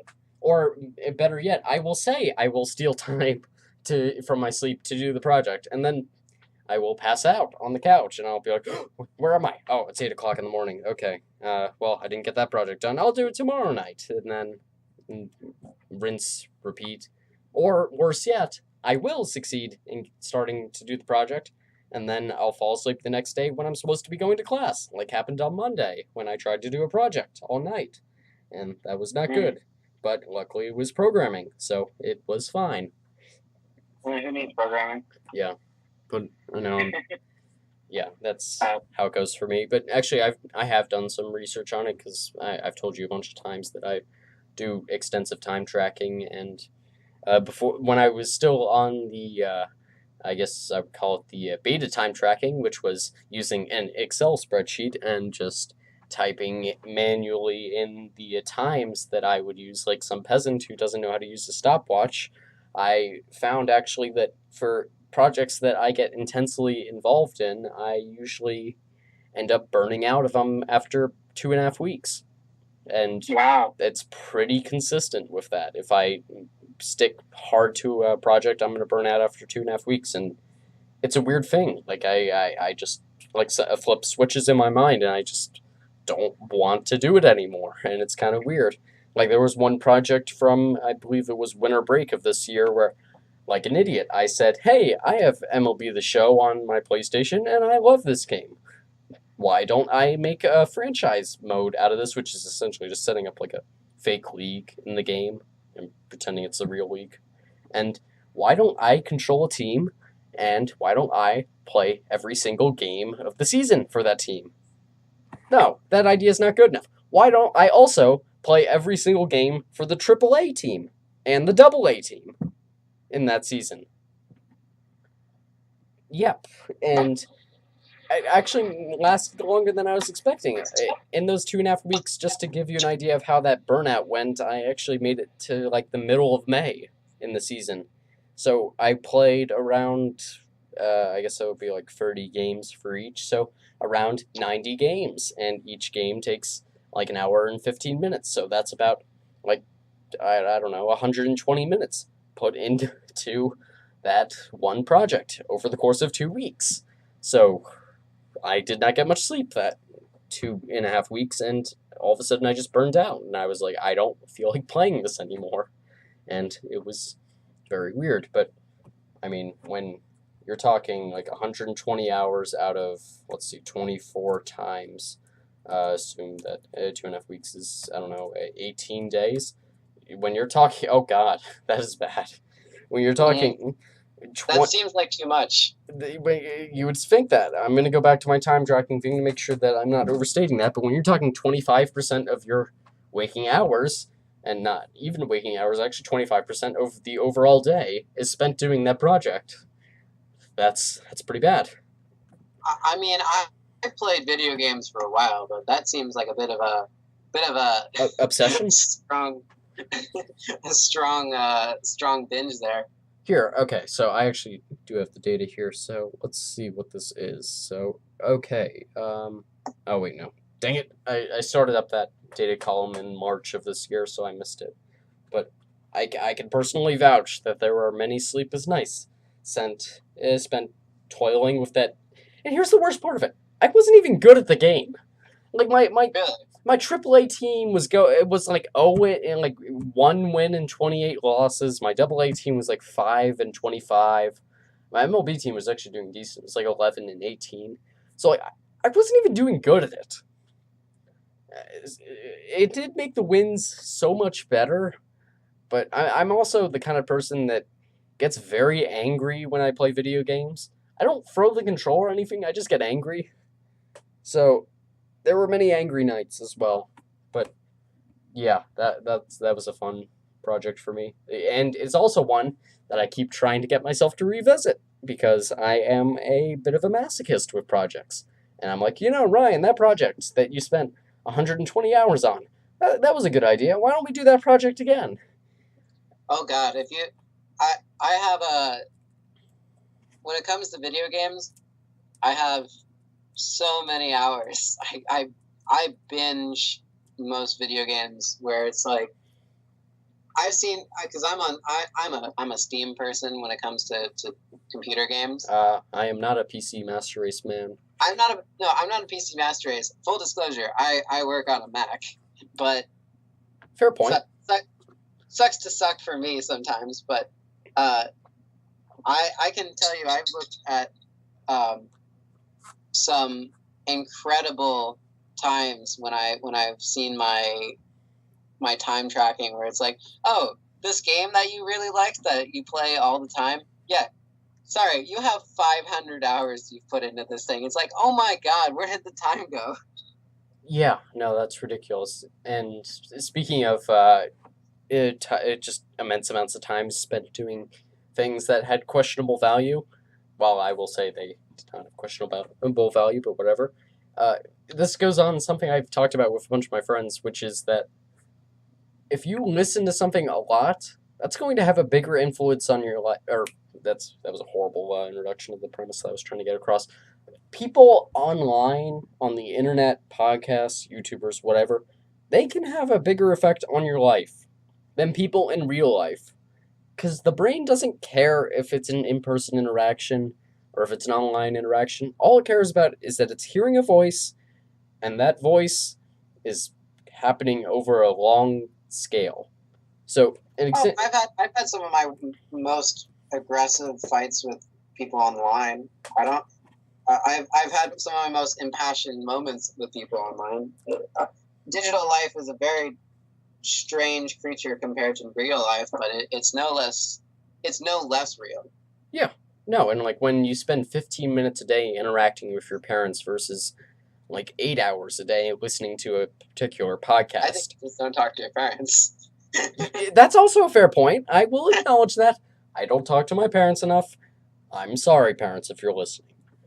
But hang on, say how many minutes a day do you talk to your parents, Max? I don't want to be the bad guy here. I mean, I'm not saying I am texting them every moment, but I didn't say texting. I said talking to your parents. Oh, you mean calling? Well, not now. Oh. Not now. I'm talking about when you were actually living in the same day? house. Yeah. When you were living with them. Oh, when I was living with them? Yes.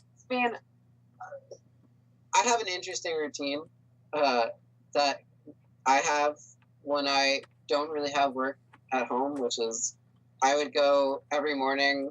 I'd get up and I'd go to coffee with my dad. So I probably have more interaction than I'd say than most people.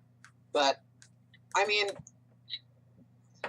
probably out of the 18 hours I could say I reasonably were awake, I might have spent about 2 hours with my parents. Damn, that's actually really good. Good for you.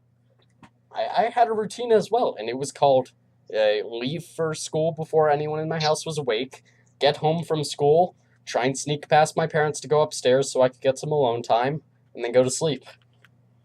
It sounds like most of your time was alone time. Yeah, no, that's fairly true, and listening to one of my brothers getting yelled at because they were not great people. Now, if you think my relationship with my parents was bad, I had a much worse relationship with my brothers. I went like months without talking to one of my brothers. It was bad. Well, my brothers live in a different state, so it was hard for me to communicate with them. But at least you had that excuse. I was living in the same house as them. I guess that's fair. And I could have just walked down the hall if I wanted to talk to them, and I mean I didn't because for the most part they weren't very nice people. But you know, the two of us are just recent additions to the college life, but I'm waiting for that moment where it's like, oh, actual rivalries and aggression and history are starting to be built. It's like, oh, you might be in a pissing contest with the person in the room 2 rooms away from you. Yeah, no, I'm curious to see when that happens. I have my hopes because something I have found in my life is, for the most part, smarter people are better people. That's something that I've, like, obviously that's not a catch-all term. Like, if obviously you got your sociopaths who aren't very nice people. I'm not talking about you, Matthew, but I'm talking about other people. But, you know, like, not everybody is a good person, but for the most part I found there's a fairly good correlation between being smarter and just being a better person, because usually stupider people, they're more arrogant, they have a bit of a, here, hold up a second, I've been wanting to use this vocabulary word for like a month, I can finally pull it out. They have a bit of a Dunning-Kruger effect, where they think they're smart because they are cocky. So how long have you had that one in the playbook? It has been in there for like a month and a half. And it came from actually, I believe it was Cortex. Gray mentioned it at one point. I'm like, wow, that's actually a really cool term. And a lot of what I know about psychology comes from you, Gray, so I'm going to put that one in my vocabulary list. And I will pull it out eventually when I get an opportunity to talk about stupid people thinking they're smarter than they should be. Mm. But yeah, I found that to be the case a lot of times. Just stupid people don't know they're stupid, and they think they can take advantage of situations because they're like, why shouldn't I take advantage of situations? Isn't that what I'm supposed to do? I always find it's people. I agree with the idea that people overestimate their knowledge of certain things. I've seen it's always amazing to me when you're in a conversation with someone. Like I get into a lot of Reddit back and forth, but I love conversation where it's like, oh, I know, or it's like, I know about blank because blank. Well, okay, but that doesn't mean you're an expert. It's like, I know I know about I know about how local politics works because I've read an article about it. Yeah, do you really know? Does that one article cover every facet to know about it? Because if you don't claim to be more of an expert in something that you're not. Like, I don't claim I'm an expert in pretty much anything because I can't defend that. Yeah, no, for the most part, just don't say you're an expert. Just, I don't know, use the tone of an expert, and when people say, hey, you sound like you think you know more than you actually do, just say, but did I say I was an expert? See, but the real solution to that is just never correct yourself. Never correct. You're wrong.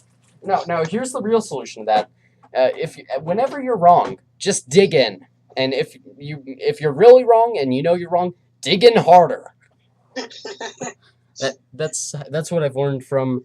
You're that guy from the meme where it's like the moon landing didn't happen. Prove me wrong. Yep. Yeah. There we go. And yeah, for anyone that wants to know where I got that reference, that's SAO Abridged, a fantastic recreation of the Sword Art Online anime, which is well known for being one of the most disappointing anime of all time, for having an absolutely amazing first and second episode, and then completely falling off because its characters were shit. So, yeah, that Bridge series on YouTube is fantastic for anyone that... Tiny question. Sure. Just a tiny one. Yeah. Is it animes or animi, or how would you pronounce that? I believe singular and plural is the same. Anime? Yeah. Oh, okay. Just curious. Yeah, and But, I'm actually going to risk copyright infringement to pull up the OP for SAO Abridged, because it is that good. I mean, okay. Have you ever heard of a video on YouTube called "Welcome to YouTube"? I have not heard of this video. It's really interesting if you want to watch it. But it's essentially, there's a guy on YouTube named Jello Apocalypse, I think is his name. He's an he's kind of an old school YouTube animation guy, but he made a good video series called "Welcome to Blank." One of his more popular ones is "Welcome to YouTube," but he does call out specifically abridged anime in it, where he's like, he goes, do you have a good idea for a new anime, or do you have a good idea for an anime series that ended in a way you didn't think was satisfactory? Yeah. No? We'll write an abridged. No. Oh, that's great. But no, this one is absolutely fantastic, and I can vouch for that just by the opening for it. Here, let me pull this real quick. And I think I'm fine, because it's only like 30 seconds, maybe 20 seconds long. So I don't even know if you can get someone on a copyright infringement for that. So I'm going to cross my fingers. And even if not, I don't think anyone on YouTube is going to be watching the podcast. So you can always put in a feature edit from you that says, actually, this was a copyright strike. Or better yet, I can just speak over this part in the edit and just say, this part has been redacted because of copyright reasons. And not even remove the part, just speak over it. So like it's like, hey, that's not actually the song that you mentioned. That is 2 separate audio channels that I combined. I don't know what you're talking about. The power of editing is in your hands. This song is a parody. But no, it's a parody of a parody. Alright, here, let's go for this. Here we go.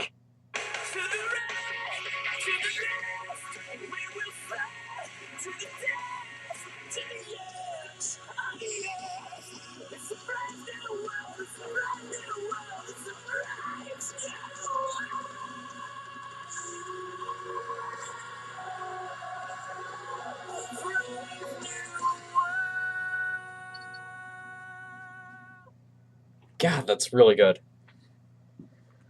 Oh, man. Yeah. I always laugh, though, because I'm like, I'm in that kind of camp of, all anime songs kind of sound the same. Oh, no. Oh, I'm sorry, my friend. I could break you out of that camp really quickly. You didn't think that low rise was amazing? I'm not saying any of those songs are bad. I'm just saying they all have the kind of same beat. It's just like a genre thing. Like every song from a certain genre will have some very particular trends in it. Yeah. But I find that anime is a very, very especially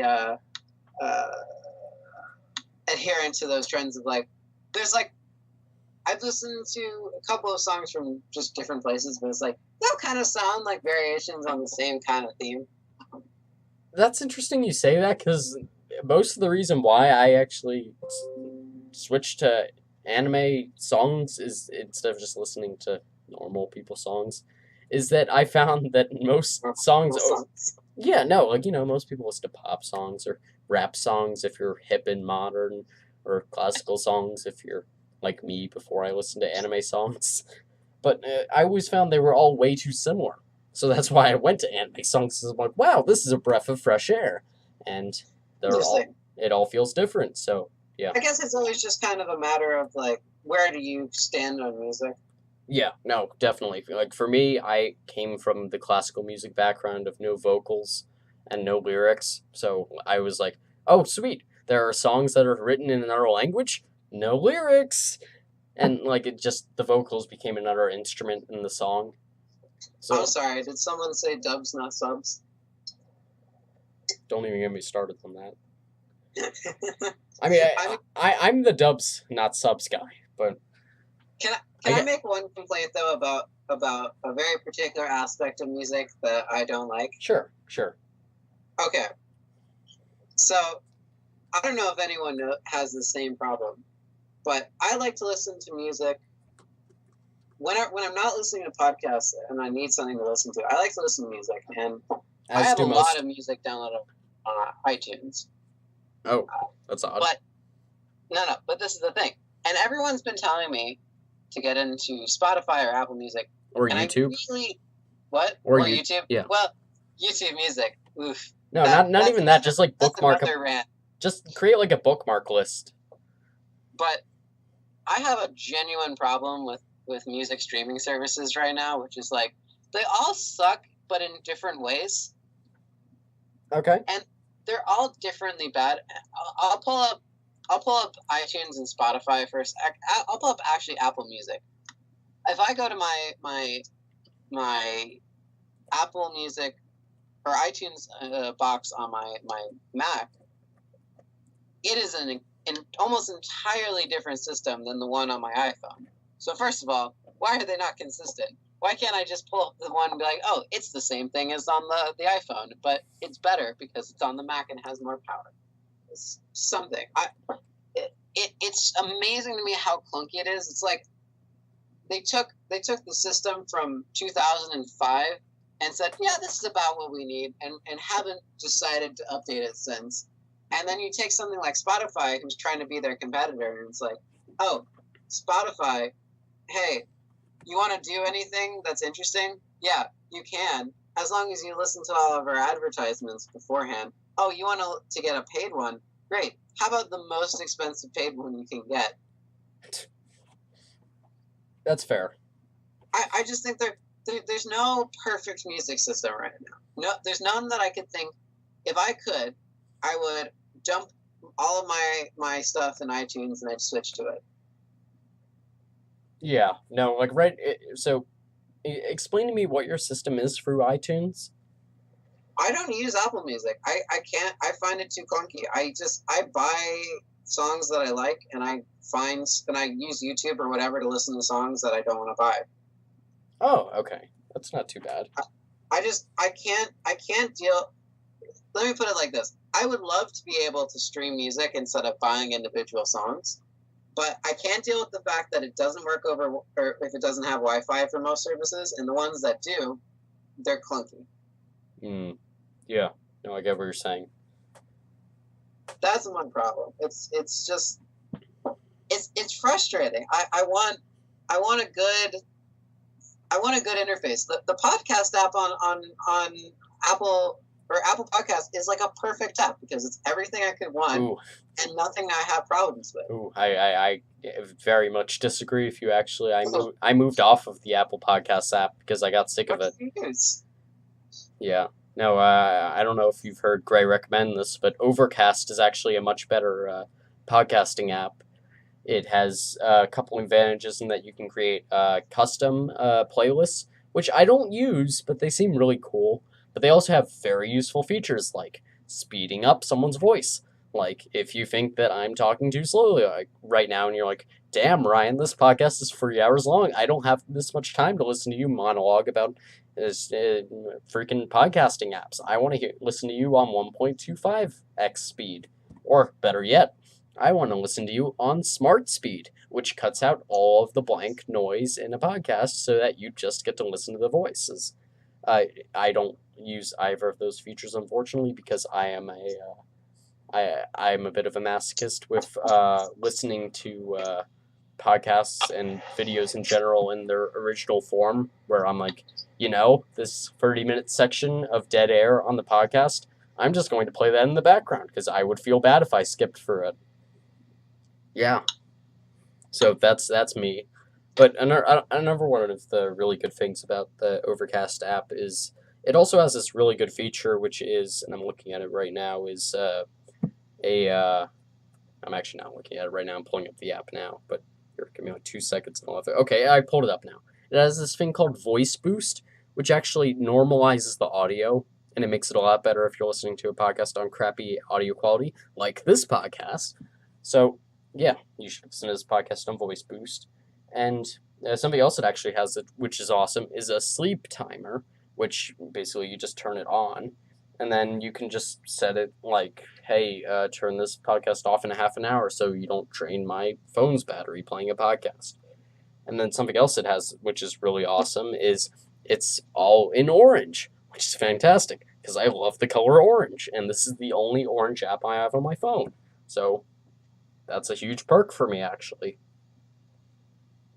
That's oh, it also has a dark mode, which is pretty awesome. It changes all the orange into black, and then you can be like, wow, orange is the new black, and I love this new app. And yeah, and that's pretty much all I got. But yeah, it's a really cool app. You should check it out. Did I sell you on Overcast? I don't know. I'm trying to think. The problem I have with something like Overcast is that you get something like the playlist, for example. I've never really had a good use of playlists. No, neither have I. It's just another feature. I have a problem with the ability to do a playlist is not helpful for me, because sometimes I want everything that's now. I want all the current things happening right now. That's why I like my morning podcast to be news and stuff.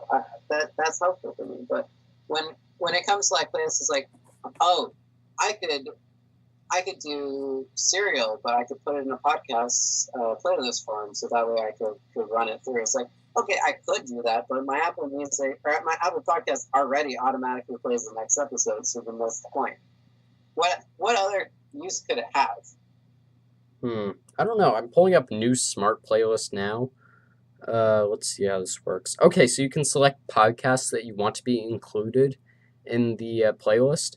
You can set priority podcasts, so like if a new episode comes out, that new episode will play before the other podcasts that you had in it.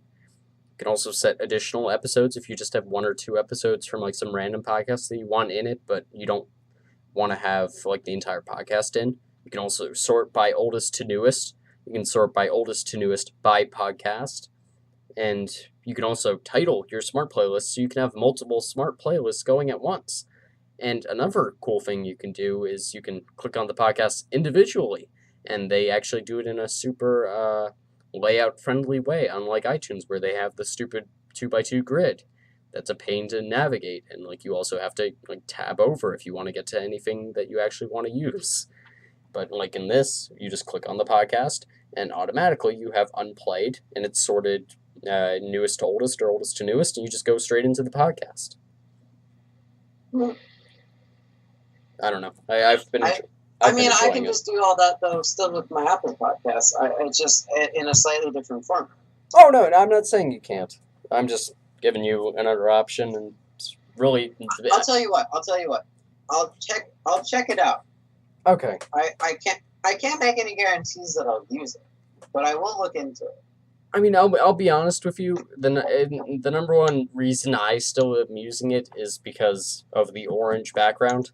Like it makes that big of a difference for me, because I do not get enough orange in my life, because this world seems to hate the color orange and makes me very sad. I don't know why it's everyone's least favorite color. It makes no sense to me, but yeah. So any opportunity to add orange to my life, I will absolutely take it. So that's just me there. Ooh. This isn't good. It looks like we're experiencing technical difficulties, folks. Well, let's see what's going on here. So, Max just texted me and said that something weird is happening. So I'm going to ask him what you got. So, you guys thought that we were past this now, that we were in Season 2, but very sorry to tell you that we're getting weird noises, apparently. So, that's not good. But it's not my voice. So here's what I'm going to try. I'm going to try hanging up on Max and calling him right back. So I just hung up on him, and now I'm going to call him right back. And let's see how this goes. Hopefully this works well. Any better? All right. Any weird Yeah, noises? no, that's fine. I don't know why I was doing that. Huh, that's weird. Yeah, no, trust me, that is not the worst technical difficulties I've had on the podcast. I've had situations where I've tried to call people. Oh, we may be getting it again. What? I don't know. I thought I was hearing the wind again. It appears. No, I had this thing where it was like, ding, ding, ding. I was like, what the hell is happening? Was it your roommate? Was he playing some music in the background? Well, no, my roommate's not in right now. Oh. Well, that's convenient. I'm trying to get my AirPod settings on right now, but it's being weird, so I'm just keep it on built-in. Anyway, where I lost you at... I believe I was mentioning how the world does not have enough orange. Yes. Yeah, no, I don't understand why it's everyone's least favorite color. It's a very good color, I'll have them know. And it also cannot be analyzed by Jungian archetypes, which is a plus. So I'll give you the one hand that my personal favorite color is yellow. So since yellow does partially make up orange, I'll give you that as a plus. yeah, no, and I actually think I like the lighter shade of orange as well. So I guess that makes me happy. So good. Do you find you're a happy person for liking orange? Orange seems like a more passionate color than red. Really? You think so? I had a thing. So I don't know if you've ever heard of these, but there's like these like color emotion graphs. I think. Yeah. Where it's like what colors respond to with certain people, and it's like I saw a really interesting thing about how blue in sports, red teams will tend to win more often than blue teams. Oh yeah. Game Theory actually did a really good. Yeah, I think it was Game Theory. I've heard it from a couple of places, but yeah. there's an interesting thing with color, right?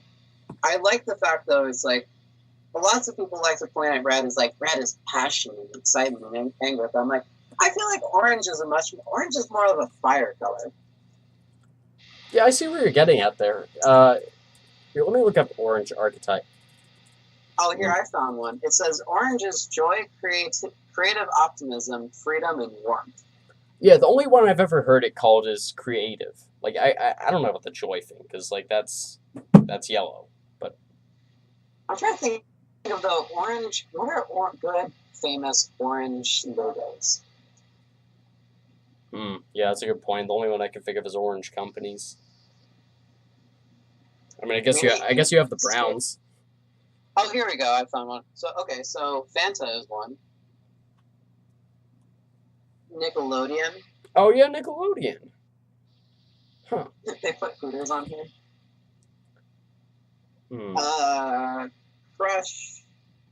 Mozilla. I mean, they all just seem like some of them are. It's like you get very distinct. Like, oh, this color is definitely a certain kind of company. Yeah. I don't think orange gets that. Orange seems much more across the board. Yeah. No, so the only other characteristic I've heard creativity, and then I've heard like energy, like just in energy. Yeah, so like vibrance is the word that's coming to mind because that's what I'm seeing on screen. But usually it's just like energetic. So I guess that would fit pretty well. Why energy? I don't know, to be honest. Like I can see passion, but not energy. I don't know. You haven't sold me on the passion one because I think that one's inextricably tied to red. Because but I also am attaching too much passion to aggression. So yeah, I don't agree that passion and aggression are the same.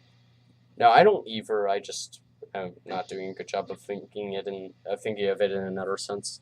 Oh, actually, there is one other thing I've seen for orange that frequently comes up, and it's that usually people who like the color orange like foreplay. So I haven't tested that one out yet, but we'll have to find out.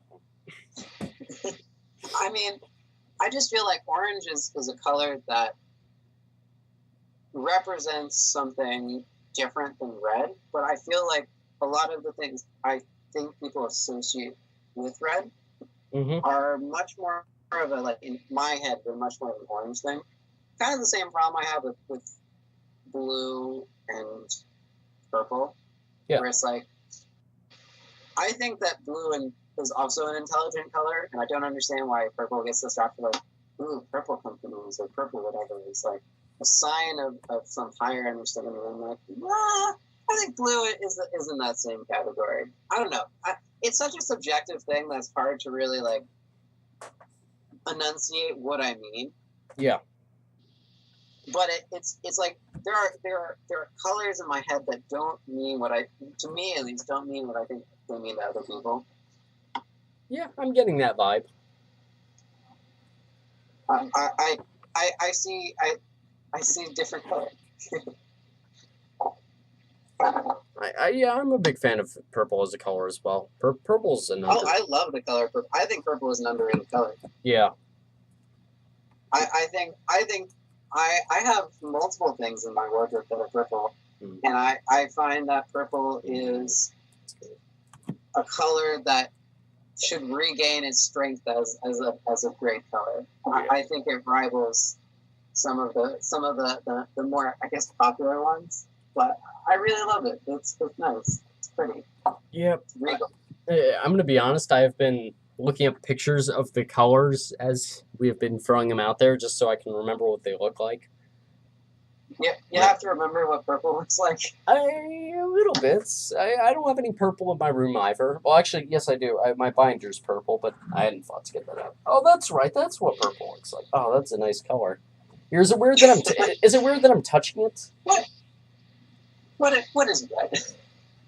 Yeah, I'm gonna send you a picture of a, because I want to make my job with the description even harder. I'm gonna send you a picture of, like, the only cars that I've been ever interested in, because, like, I'm not a car guy at all. I could care less about cars, but, like, there's a couple cars that I've always really enjoyed pictures of, so I figured I'd send them over. It's the Egoista, but I'll send you a picture of it through Skype. It's a fantastic car. Essentially, it's just like a super modern techie car is essentially the idea. But it's got a lot of orange, which I'm a big fan of. So, yeah. But here, let me copy this image and send it over. But I'll also send you a picture of the purple one because it's really cool. And obviously, you all can... Oh, wait.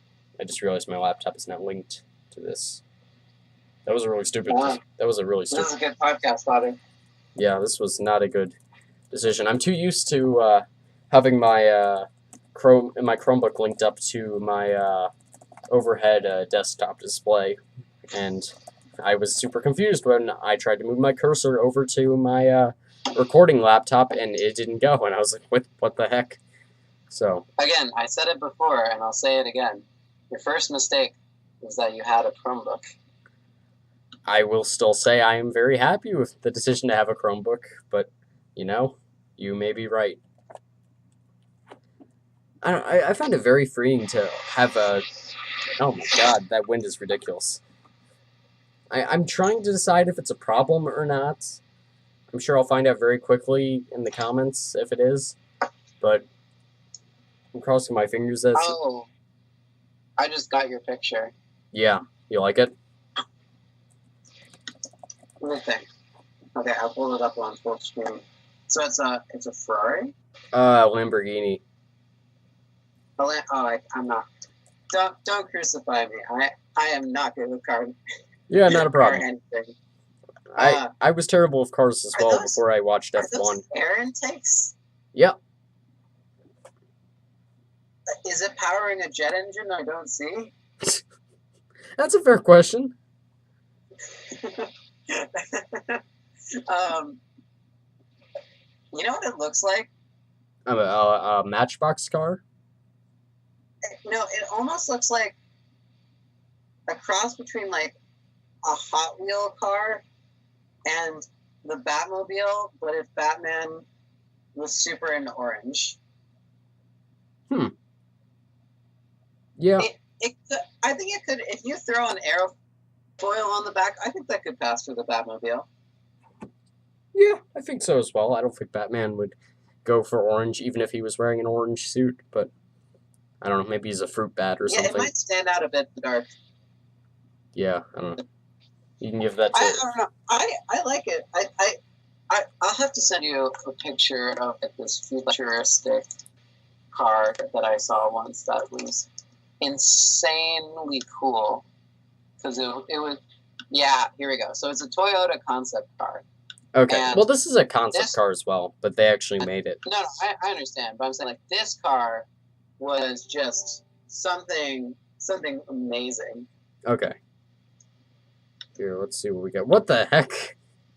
What is going on here? Okay, so I guess to paint a word picture of what I'm seeing, it looks like a Prius if they forgot to put the door in. And it's the Prius as in the middle of being snapped by Thanos' fingers. I wish I saw Infinity War so I would get that reference, but yes. Oh, this got even weirder. Okay, so I actually pulled it up now. What is going on with the back wheels? The back wheels. It's not a back wheel. It's like the wheel is hidden under the wheel. It's really interesting. Okay, because I was gonna say the wheel looks like a speaker basically. So okay, maybe it is a speaker. And I love it. I think it's really cool looking. I still don't understand how you get in the car. I think that you see how there's a slight line in the car. Oh, I do see that. There's a very for everyone else. There's a very slight line that is like where you think a door should be. That doesn't immediately stand out unless you're looking for it, but I think that's where the door is. Oh, that would weird me out if I was just opening it like that, because I'd feel like I would break the glass on the door. Okay, here's the thing. Do you know about how the Tesla works? Yeah, for the most part. Okay, so do you know about the door handle on the Tesla? Yeah, I do.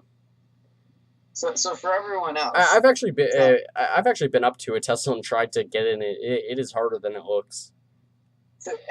For everyone else who doesn't understand, there's a thing with Teslas, my dad's car included, where the Tesla, especially the Model S, is the one I'm thinking of. But so the Model S doesn't have a door handle per se, not immediately. What you actually have to do is you have to unlock your door, and then once you've unlocked the door, you get to see this like door handle rising from the car, and that is how you open the car.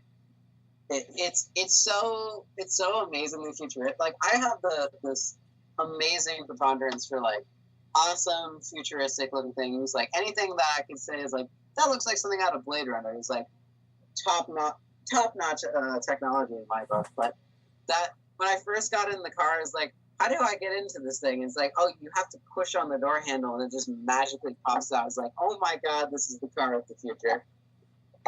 Yep. No, I'm pretty similar with that. I have been fond of losing it over the coolest new tech.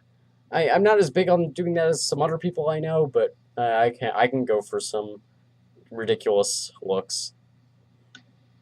I just like cars that, or anything in technology that makes me think, I could imagine a future where that is just standard and cool. Yeah. No, I as well. That is, I think, what I like. Yeah, in that vein, I really enjoy the Peter J. Lewis building with all its edges and no right angles. Yes. You're hitting on a nerve here. You don't like the Peter J. Lewis building? Okay, so I wanna paint a word picture for everyone else. Sure, and I am falling rapidly behind on these descriptions, so take your time. You'll have time. So there's a building on our college campus called Peter V. Lewis Building, and it's designed by I forget his name. Peter V. You know Lewis? No, he's a famous designer. Hold on. Guggenheim? Oh wait, that's a building. Frank Lloyd Wright? Frank Lloyd, yeah. Oh, it's actually him? So Frank Lloyd Wright. Oh, anyone that has ever What? done academic team, you know Frank Lloyd Wright has designed every single building in the U.S. He's a good designer. I don't think this is one of his better buildings. So this building is how to even start. It's this complicated mess of turns and metal and brick, where it looks like Where's the brick? there is brick all over the backside of that building when you're walking. So you get to this part where it kind of looks like if a modern day building and a brick office building had a baby, and that baby was a hideous nightmare, it would be this building. Oh man, that's harsh. I'm only speaking from the heart. Oh, that is fair. I don't particularly like the building's look. I will grant though that so the big selling point of this building is that there are no right angles. Yeah. The whole building is built without a single right angle in any of the walls or the ceilings or the floors. Or whatever. Don't tell me you pulled out your protractor. No, I haven't taken a protractor to it, but it would be an amusing thing. I'm like, is that really the case? I want to know. But I will grant that the outside of the building is not pretty, but the inside of the building is amazing. And it kind of looks like, if you ever seen like those Dr.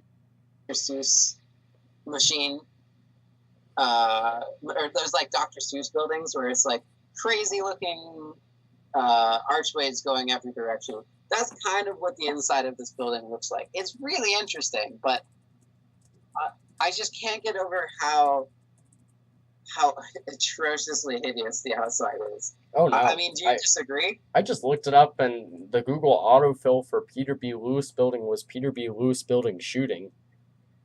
Oh, that's not good. Yeah, that's not good at all. Oh, I have not been made aware of why that might be the case. Yeah, no. Apparently, there was some shooting spree 10 years ago there. Oh, I'm sorry. Yikes! It was a 62-year-old alum. That's no good. Okay, anyways. On a lighter note.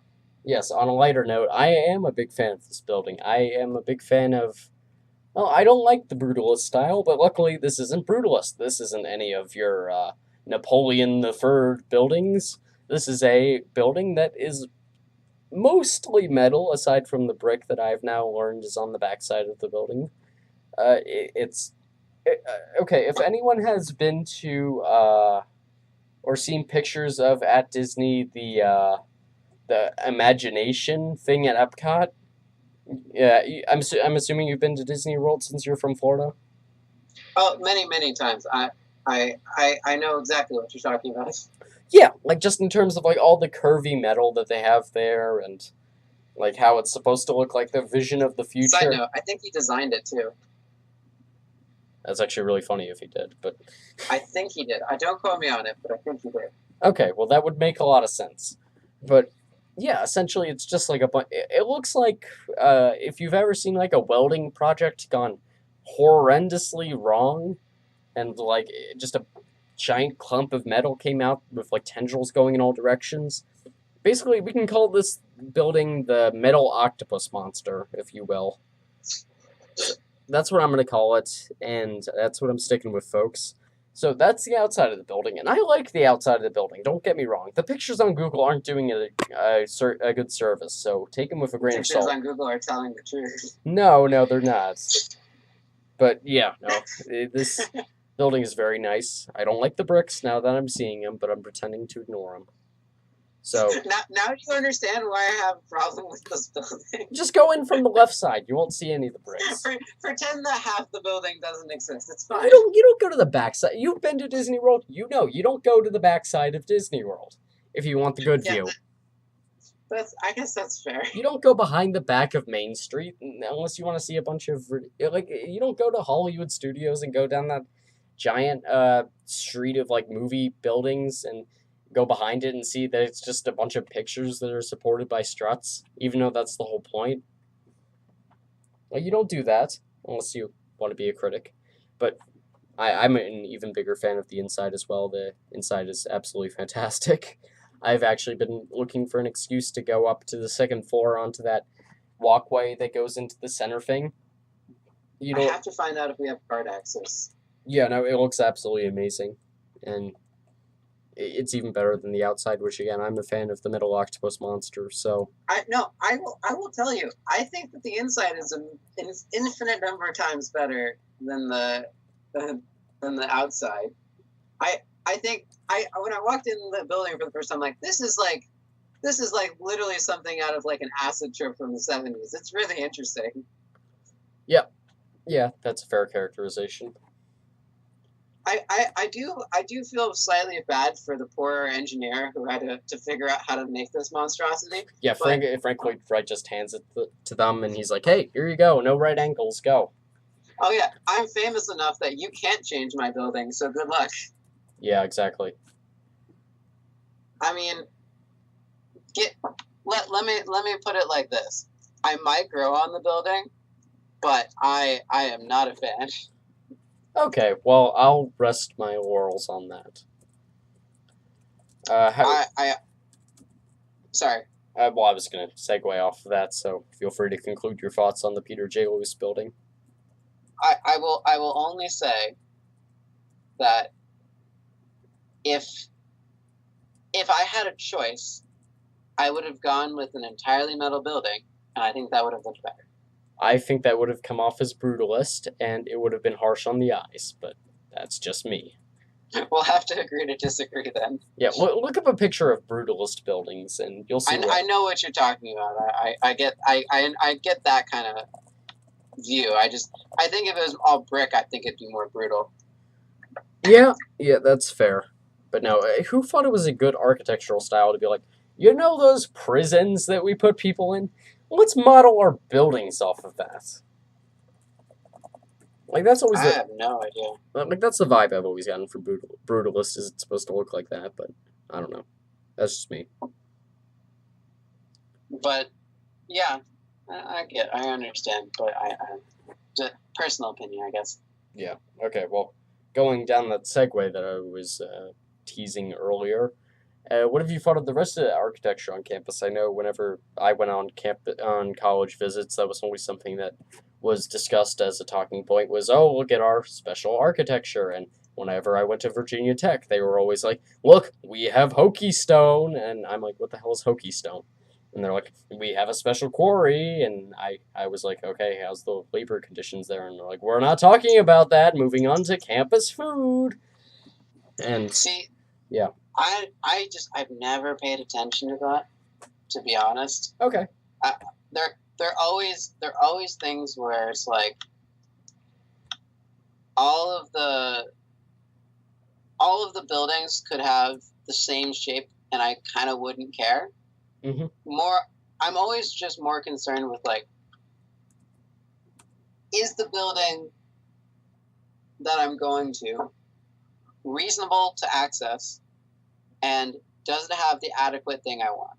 So like we have for people who don't know, we have a thing on our campus called the Think Box, and this is this 7-story makerspace, really interesting place. But I go there a lot, and yes, you do. I've become apparently known by some of the staff on 2 of the floors. Goodness. I one of the things I like about it is that it's really well designed. One of the things I don't like about it is that it's so far to the end of campus that I can't get to it without like a 20-minute walk. Yeah, just to put it in perspective for anyone, it is literally 1.3 miles away from our dorm. I've checked. Yeah, it's a walk. So you get that, but most of the buildings on our campus are really nice. Some of them are a bit old. Some of them are, let's just say, better designed than others. Like what? I think that so we have one building here called the Nord Hall, and it's the main engineering building. Oh yeah, I like Nord that one. Nord is a great building. However, its partner to the right, building called Sears is a terribly designed building, and it has staircases in multiple locations that go to different places, and it has classrooms on one floor that's separated by offices that's separated by more classrooms. It's kind of this weird mess. Yeah. But I think that on the whole, I don't have a lot of problems. I have a personal note of complaint, which is I have a class on the 8th floor for... I do as well. There's a building called Olin. Yes. And we have a weird quirk in our buildings where elevators don't work? Well, I'll get to that in a second. Okay. But we have a weird quirk in our buildings where on our main like academic quad, all of our buildings on one side of the area start on the 3rd floor, and it's nice in that it means the higher up classes aren't actually as high as you think. Yeah. But it does get confusing a bit. But I have a class on the 8th floor, so every day I have to climb up 5 flights of stairs, and they are tall flights. They are not short. Wait, and every day? Sorry, every Tuesday. I misspoke. Okay. And if I had to climb up 5 flights of stairs every day, I would switch classes. I dislike that passionately, but I would dislike it less if I had the option of taking the elevator. But their elevator in that building was supposed to be done with renovations on August 14th, but as I speak, on September 13th, it is still not done. Yep. So that's fun. And the only way I've been able to make it bearable so far is just challenging myself to get up the stairs faster and faster. But okay, you're also the weird person who runs to class in the morning. Yeah, for fun. Like, to be clear, I'm not Mr. Late person that's like getting late to class every day. I leave for class early and I run. Yeah, I had a conversation with you the other day where I was talking about walking to class, and I was complaining about the 15-minute walk I have to do to get to most of my classes. And you look me in the face and you're like, oh, I run all the way from one side of campus to the other. I just thought, I'm like, oh my God, you are crazy. Yeah, no, I was like that insurance commercial where you're like, oh, it takes me 15 minutes to get across campus and I can save 15% or more on car insurance. And I'm like, I get across there in 8 minutes and I get a leg workout. I think for everyone else, I have tried to tell them you should just use the gym, which is not even 200 feet from most of the dorms. But that is true. But again, he's very stubborn. I am very stubborn. I'm also very principled, and I will again remind you my point of that I have to go that distance anyways, so I may as well make the most of it. Yes, you do your morning workout. I can appreciate that. Yes, though I will never convince you to join me. No, I'm not going to join the running team. So, okay, have you ever seen those clubs that people do where they get up at like 6 o'clock in the morning and they go for a run? Yeah, no, I've actually, David Zhang, if you know him, he's in the running club. Yeah, those people are crazy people. I agree. I get up in the morning, and I don't know about anyone else, but my first thought is, dear God, I wish I could go back to sleep. And then my second thought is, I need a cup of coffee or I will die. Yes. This is my morning. I am not a morning person. So the thought of running at 6 o'clock in the morning literally sends shivers down my spine. I completely agree with that. You know, that idea of running at any point for like an hour sends shivers down my spine. Like, I can't believe it's become commonly accepted to go to the gym for like 2 hours every 3 days for people. Like, that's absurd. I go to the gym for like an hour and a half. I mean, still, like, again, I'm the crazy person that's like, if I could just put in twice the amount of intensity in half the time, can I do that? And I don't think that's how exercise works, but I think you can try. I will tell you that is how exercise works, but I will say it hurts. does this exercise depend on the amount of effort you do over time? Is there like some linear relation? I don't know. Actually, I would tell you that it's probably closer to a okay, so if it's logistic, then you also have to add in the fact that there's a depreciating rate for the amount of effort your muscles can put in for every workout you do. So it's actually like okay, so no, it would be more like a cubic graph, I guess.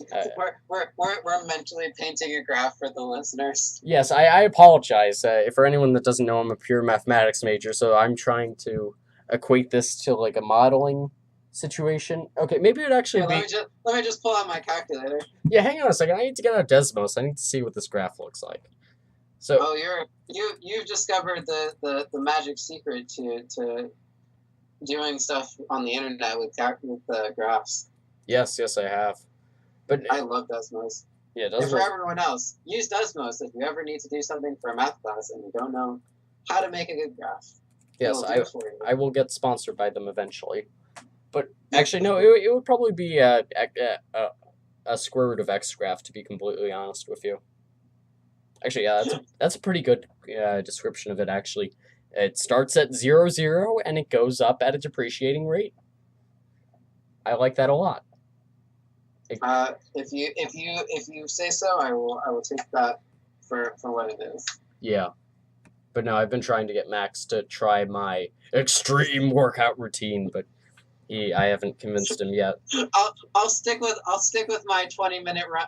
I was talking to we have some other mutual friends, and I was talking to one of them, and I was like, oh, I do 40 minutes of cardio and 20 minutes of build, and he literally looks me straight in the face and he's like, you're a crazy person. Why is that? 40 minutes of cardio is a lot. Well, I mean, it's crazy because it's useless at that point. If you're doing 40 minutes of cardio, you're not doing the cardio right. It's not 40 minutes of cardio where I'm trying to exert myself or train myself. I'm just doing 40 minutes of cardio because it's really good on my body. Like, it's really good for helping me deal with like dieting and exercise. That's a really good workout for that kind of situation. If I was building up stuff, I would not be doing 40 minutes of cardio. Well, it's not even that you're trying to build up. It should just be you're always trying to work your body hard. And if your body feels like it's getting worked hard, then it feels like it needs to burn energy to keep it up. I mean, I guess. I don't know. I don't know. I'm trying. I have a problem with. I want to be better at exercise than I am, but I don't know how. I have a theory that it's like I need to probably get a personal trainer. Oh, we all could use a personal trainer. I need someone. I feel like exercise. And I had this comment about studying before. I was about to go to that. Yeah. For a thing, but I feel like exercise is kind of in the same boat of like I need to have someone else there, or at least some theory or presence of potential other people to really make me want to exercise efficiently. Yeah. No. I cannot work out in my house.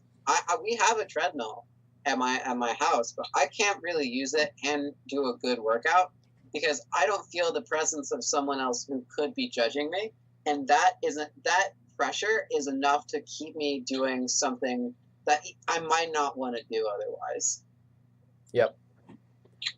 No, I get the exact same thing. It's way more helpful to have someone staring at you but luckily I have OCD, which motivates me a lot more to get things done. And I've talked about this a couple times, I don't think with you yet, but I feel very strongly that if I didn't have OCD, I would be the laziest person ever. Which isn't that... You feel like it wouldn't give you that necessary motivation? Yep, pretty much. And obviously it's just a case of, hey, do I want to find actual motivation or do I want to rely on a mental disorder to give me motivation? Let's go mental disorder. But I mean, I'm not sure if I have a mental disorder. I feel like some invisible force like nudging me like, hey, you gotta finish that 20-minute run. You can't take that break. Yeah. Or, I don't know, you're on the treadmill and then the cute girl comes up next to you and you're like, ooh, I gotta keep going. I gotta turn up the speed on this. Uh-oh, she's turning up the speed as well. Here we go. The race is on, folks. No, what? Now that you mention it, I have this weird problem where it's like, if I go to the gym and if there's anyone next to me on the treadmill, I have this intense feeling of, should I be running at the same speed as them? I feel like I'm going too slow. Yeah, And like I have this like desire to like, oh, I should run as fast as them. Right? Yeah. I don't know. It's possibly because I'm overthinking it, but it's just like, it feels better for me at least to have some sort of external pressure to keep me on track to do something.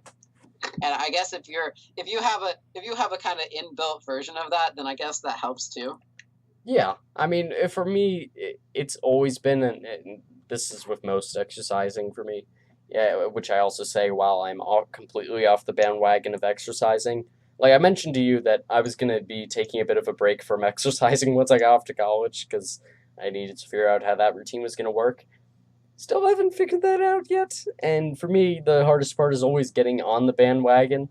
Because usually, if I can get on the bandwagon, I can motivate myself by just saying, okay, let's start a streak here. And then after like a week and a half, I can say, okay, every time I have gone down to South Campus for classes, I have run. So that means I cannot walk, or I will break the streak of running.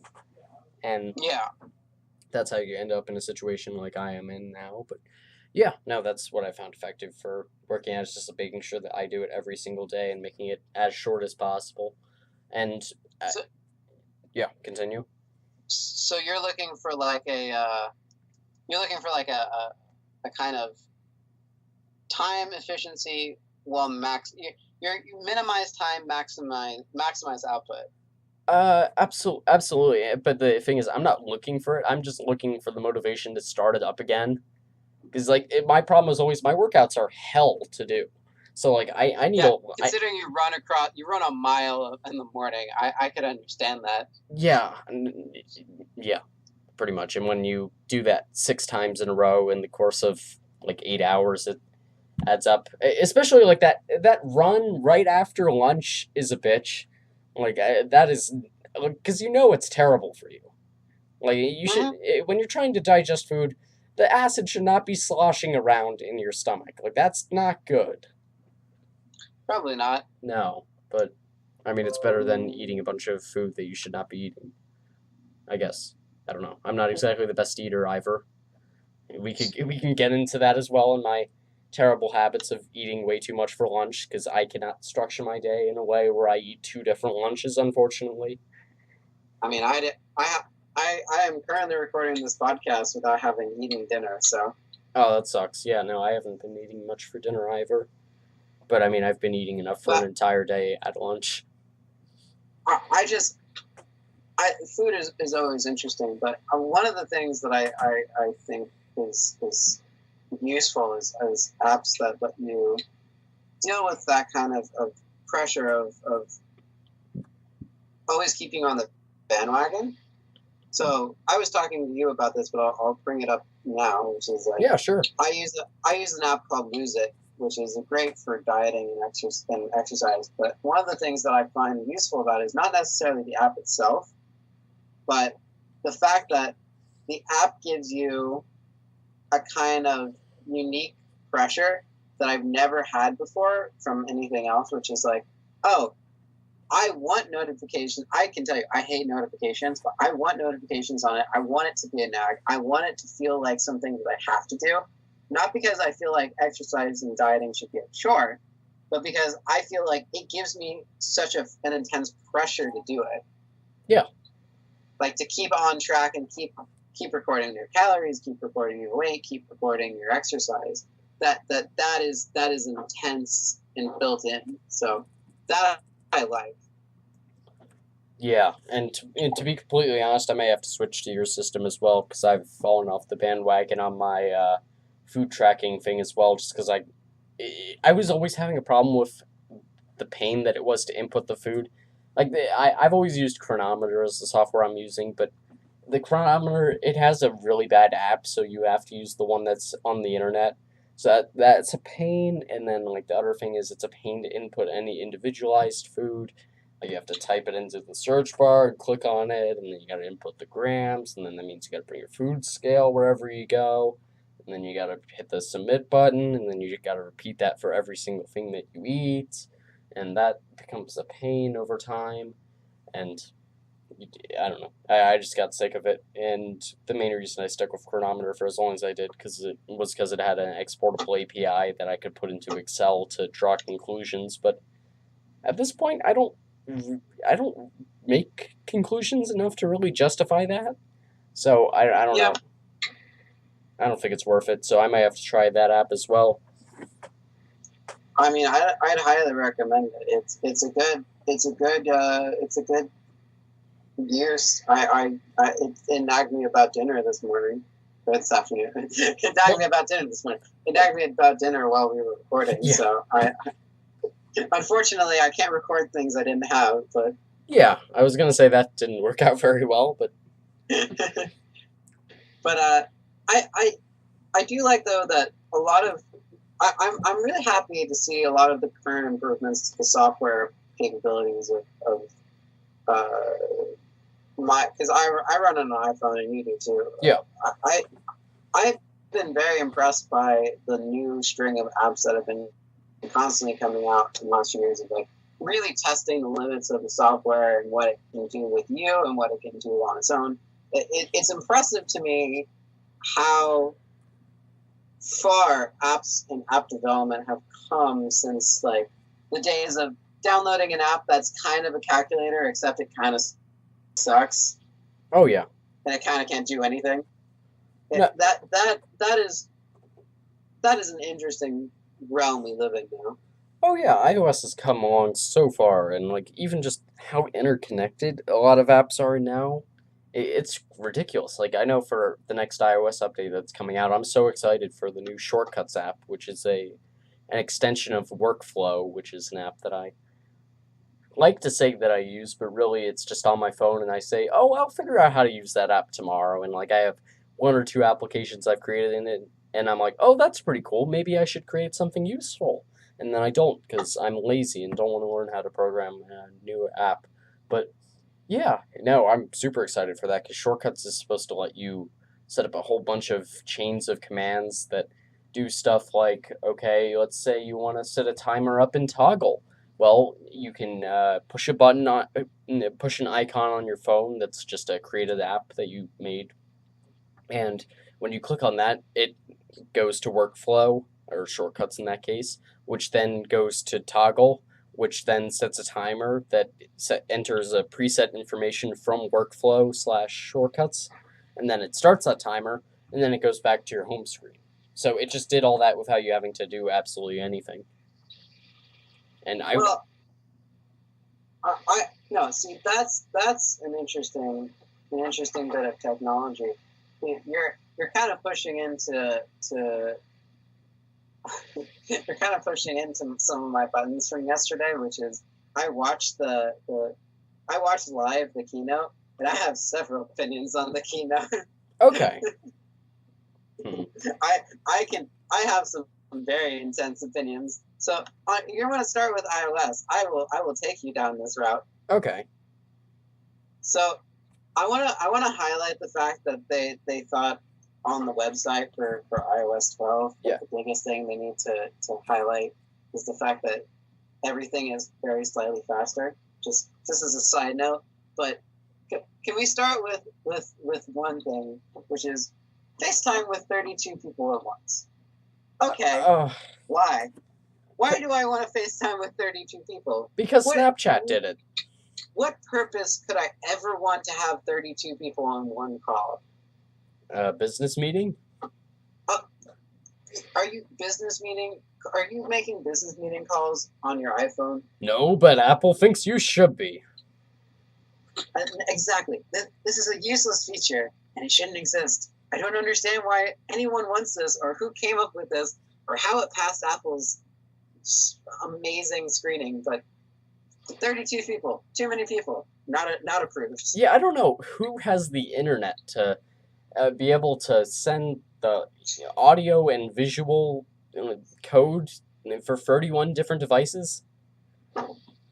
Like I mean, I I don't mentioned know. this earlier. Like, That would really stretch the limit of most of people's upload speed. yeah, I mentioned this earlier when we were doing a video call for some reason, and like it was lagging, and that's one person. So Yeah, that's one person. Now imagine add 32 times that slowdown speed. exactly. And then they're pushing this Animoji, Memoji, whatever the hell they want to call it. Do you use Animoji? No, and it is terrifying. Don't. Why does it exist? It's genuinely the most disturbing thing I think they've ever made. Okay, so you're And definitely on the side of on gray. top of it, what? You're definitely on the side of gray there, then. Yeah, no, I think that Animoji are some of the most creepy, like uncanny valley looking AR things I've ever seen. And why they think that this should be popular is beyond me. I've never seen anyone use it seriously. Yeah, I'm looking at pictures. Not as a joke to make fun of it. Just, hey, I'm going to send you an Animoji because I want to. Yeah, I'm looking at pictures of it now, and it is creepy. Wow. And then if you watch the keynote, they made this big deal out of this one app. So part of the new thing is they have this whole thing with AR as a big feature set of their new Xcode development. So if you watch the keynote, there's this really great section where they pause the whole thing so that 4 random people can play Galaga in AR. And the entire time I was watching, I'm like, no one's gonna play this. Who is this app for? Your 4 random friends who want to play around a table uncomfortably with an iPhone pointing at something in the air? No, this is not for anyone. That's a fair point. It looks so. If I saw a group of people moving around a table like that, I would laugh at their face. Here, I gotta say, I'm gonna look up a video of this Galaga AR thing because I'm having trouble picturing it. Be prepared for some amazing, horrific looking movement. Yeah. But so then they have this new thing called screen time, right? Okay. So screen time is this parental tracking thing where it tracks your phone usage. I've actually heard of this. This is I'm actually very curious to see how this works. Yeah. So it tracks your phone usage on your kid's phone, right? But I first of all, I'm kind of against just anything that tracks your usage of stuff. It's too creepy and too close for me.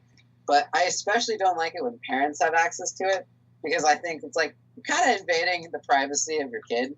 And then on top of that, you're not only invading their privacy, but like you're kind of figuring out what they're doing and then forcing them to like configure to what they're allowed to do. So they have this, I think it's like you can set the thing so that you can choose how your kid spends their time and you can pick the apps that they're allowed to, like the types of apps that they're allowed to use for a certain amount of time. Yeah. And that is so disturbing to me. So you don't like parents controlling people's devices? No, I find it terrifying. Because I'm always concerned, like, but what's the limit of that? You set up a system now where that's okay, but where does the system go? I see what you're saying. I don't know. It always makes me concerned. Yeah, like, are you concerned that the government's going to get involved in it? It's not even the government. I don't like anything being able to track my time to the minute, including where I'm using it. It makes me feel uncomfortable and feel like I'm constantly being watched, which may contradict what I said about being in the gym. But like, I don't like the feeling of being watched on my phone. I like the feeling of being watched as a social construct when it's necessary. but that is not a place I like it. Yeah. No, I see what you're saying. Personally, I don't have that problem just because I'm very naive about technology, and I like the fact that it's giving me more time tracking data, but I can see what you're saying there, where it's kind of creepy. But it's not for you. It's not. It's for your parents. Well, no, but it still gives me the data, and I don't know. I mean, obviously, I don't know. This isn't a problem for our demographic. We're college kids. We're not gonna have our parents suddenly call up and say, "Hey, I was watching the Apple Keynote yesterday. Hope you enjoy your last week of having a free phone." But yeah, good luck, kid.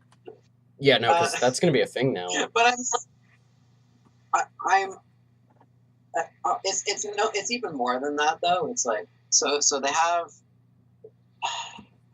I don't even know how to describe my anger with this. So the big selling point of the keynote was they announced a new iPhone, which they don't just do every year. They do it lots of times, and they usually announce more than one. And this time they decided to announce not one, not two, but 3 new iPhones. Well, they've done that before. Terrible. Oh, all of them are terrible? Yeah. I don't mean they're bad in that they're unusable, but I mean like they're just the same. That you could buy an iPhone now and have it and be essentially the same phone as the new ones. And why I say that is because literally their whole selling feature in the new iPhone was that the screen can change the background on its own, and it has a slightly better display. And that's it. That was their whole selling feature. That's it? Yeah. Basically, what they did was they did everything that I hate about modern day Apple, about Tim Cook Apple, which is they innovated, except they did. They actually evolved the phone. They took the phone, they took the concepts, and they tweaked them to make them better. But they didn't innovate. They didn't change anything. There's nothing new or interesting, and it's the same. And the fact that I love watching all these live events with a Reddit stream in the background. Yeah. I remember very clearly when they got to the new iPhone. They got to the end finally, and they kept harping on all these different points, but when they finally got to the end, everyone in the thread goes, "Wait, is that it?" And it's like, yeah, that is it. That's all that they're talking about. They no joke spent like 20 minutes showing you pictures from the phone that somebody took that's a professional and took this beautiful shot, but they made it more beautiful by changing the background or changing the focus or whatever. And I was just like, okay, but I'm not a professional photographer, and I can't take those good of pictures, so why do I care? And I saw my favorite comment of that thread must have been, professional photographers can take good pictures no matter how crappy the camera is. Yeah. It's like they were trying to make it into something it wasn't. Yeah, I see what you're saying. Like it's not a change. It's just when you take a product and you say, "Oh, it's a revolutionary new chip." They throw out this term like revolutionary. Like, "Oh, why is it revolutionary?" "Oh, because it's like 1.5 times faster." Okay, but does it do anything? Does it have an insanely large amount of new RAM? No, the RAM is the same as the older specs. Okay. Does it have a large amount of new? Does it have this insane amount of like new storage? No, it's the same as the older specs. Okay, then step back and ask yourself, why did you make this phone? What was it for? I see what you're saying. Yeah. No, like they're just putting out products that aren't actually innovating anything, and they're trying to pass it off as different from the previous ones.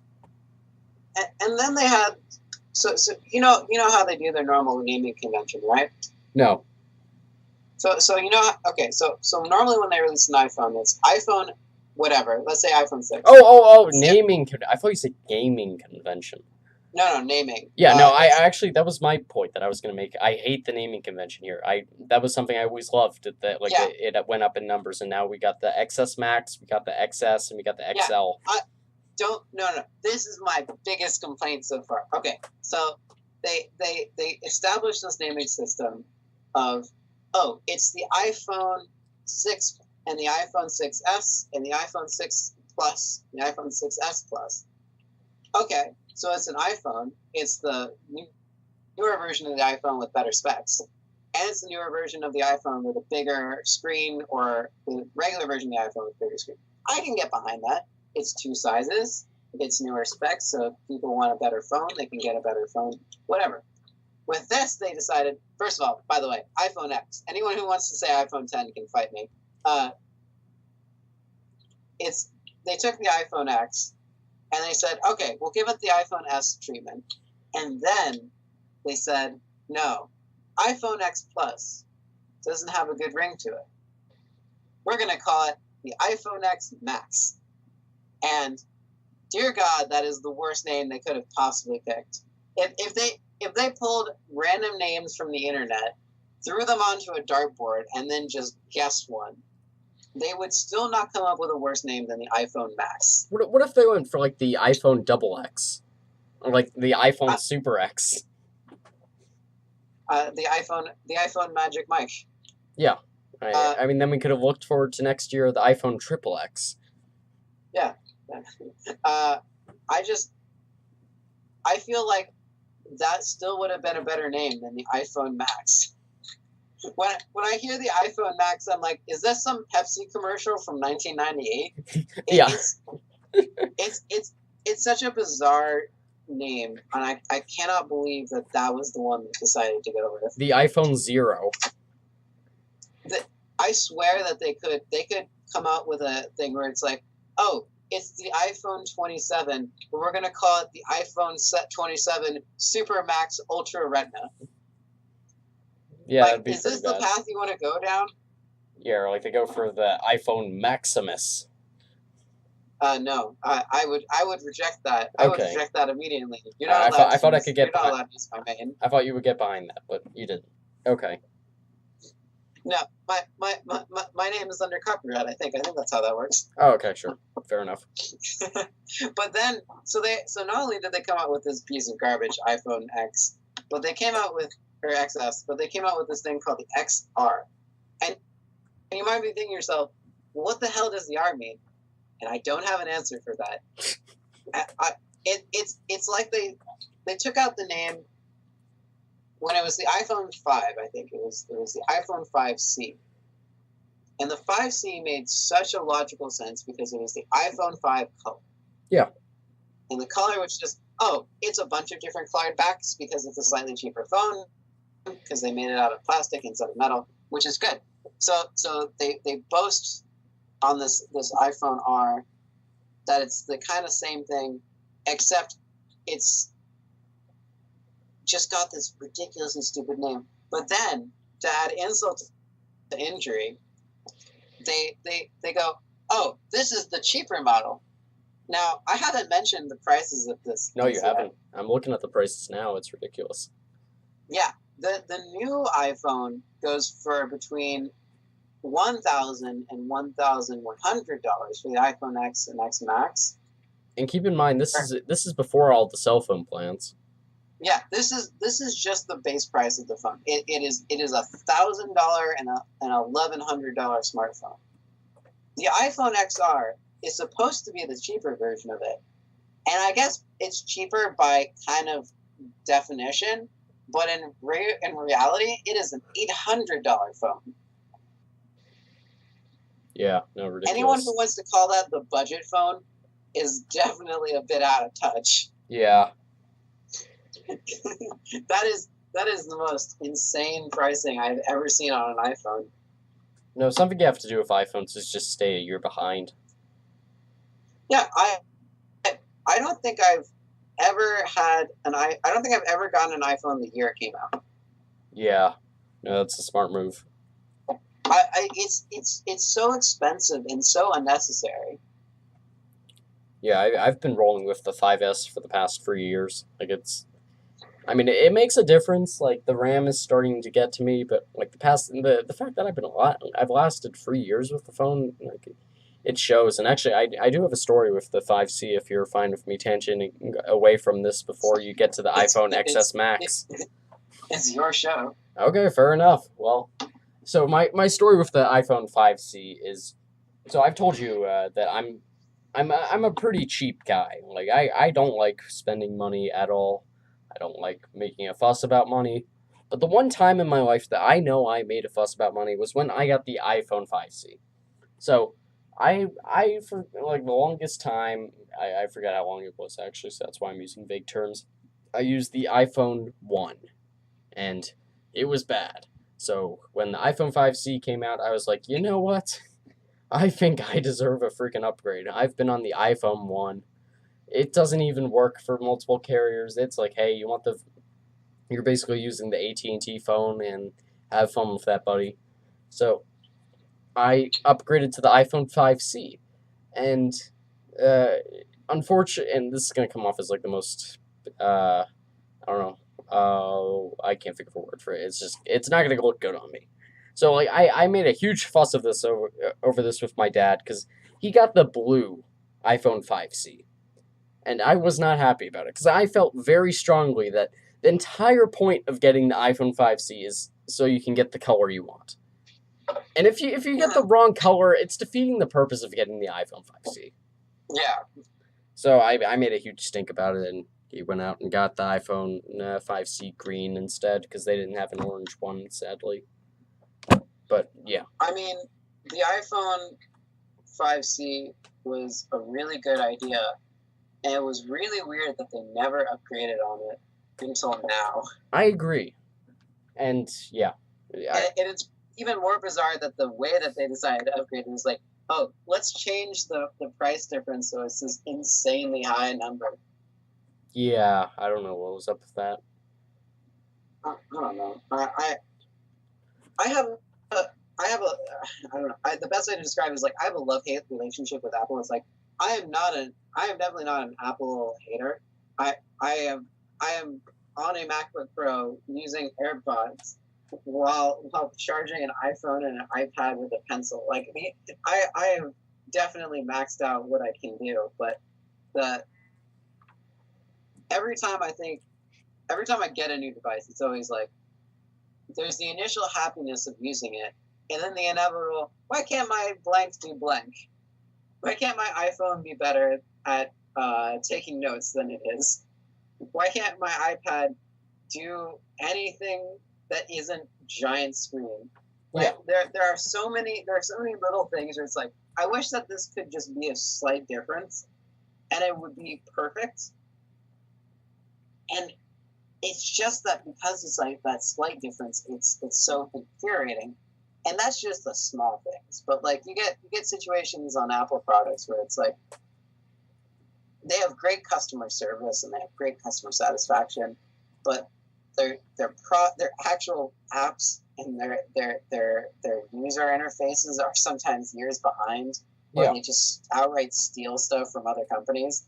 And I am sorry. I used to be a huge person on Pages. I have a million documents that are somewhere in the bottom of my document folder for all my Pages crap. But it's like, I remember when I used to be really up on Pages, and it's like it slowly occurred to me. I'm like, but I can't share it with my friends. So what am I gonna do if I need to have a group project?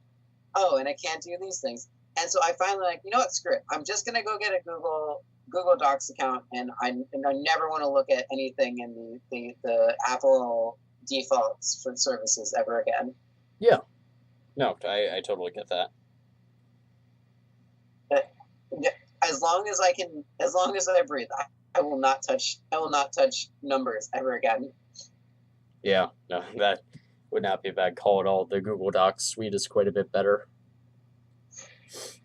And I'm so happy with Drive and its abilities. And people have been pointing out, it's like, oh, but you know that like Pages has a new sharing function. Like, yeah, it has a new sharing function, but it doesn't mean that I can just share it to you automatically, where it goes into a reciprocal thing of all the things I shared with you, and then indexes them by what kind of thing they are, and also lets you see every individual change and group person who could also be shared with that. Like they are years behind on this. Yeah. No, and that's it. I mean, yeah, it's just. I'm not gonna say it's embarrassing because it's really not embarrassing, but I mean it's just something they're lacking in, and there's no real good reason for it at this point. I mean, obviously priorities, but I mean that's a big thing. I mean, they're not low on cash. They're rolling around that $1 trillion money. Yeah, and they do have Apple Park now, so maybe they should get on that. Know.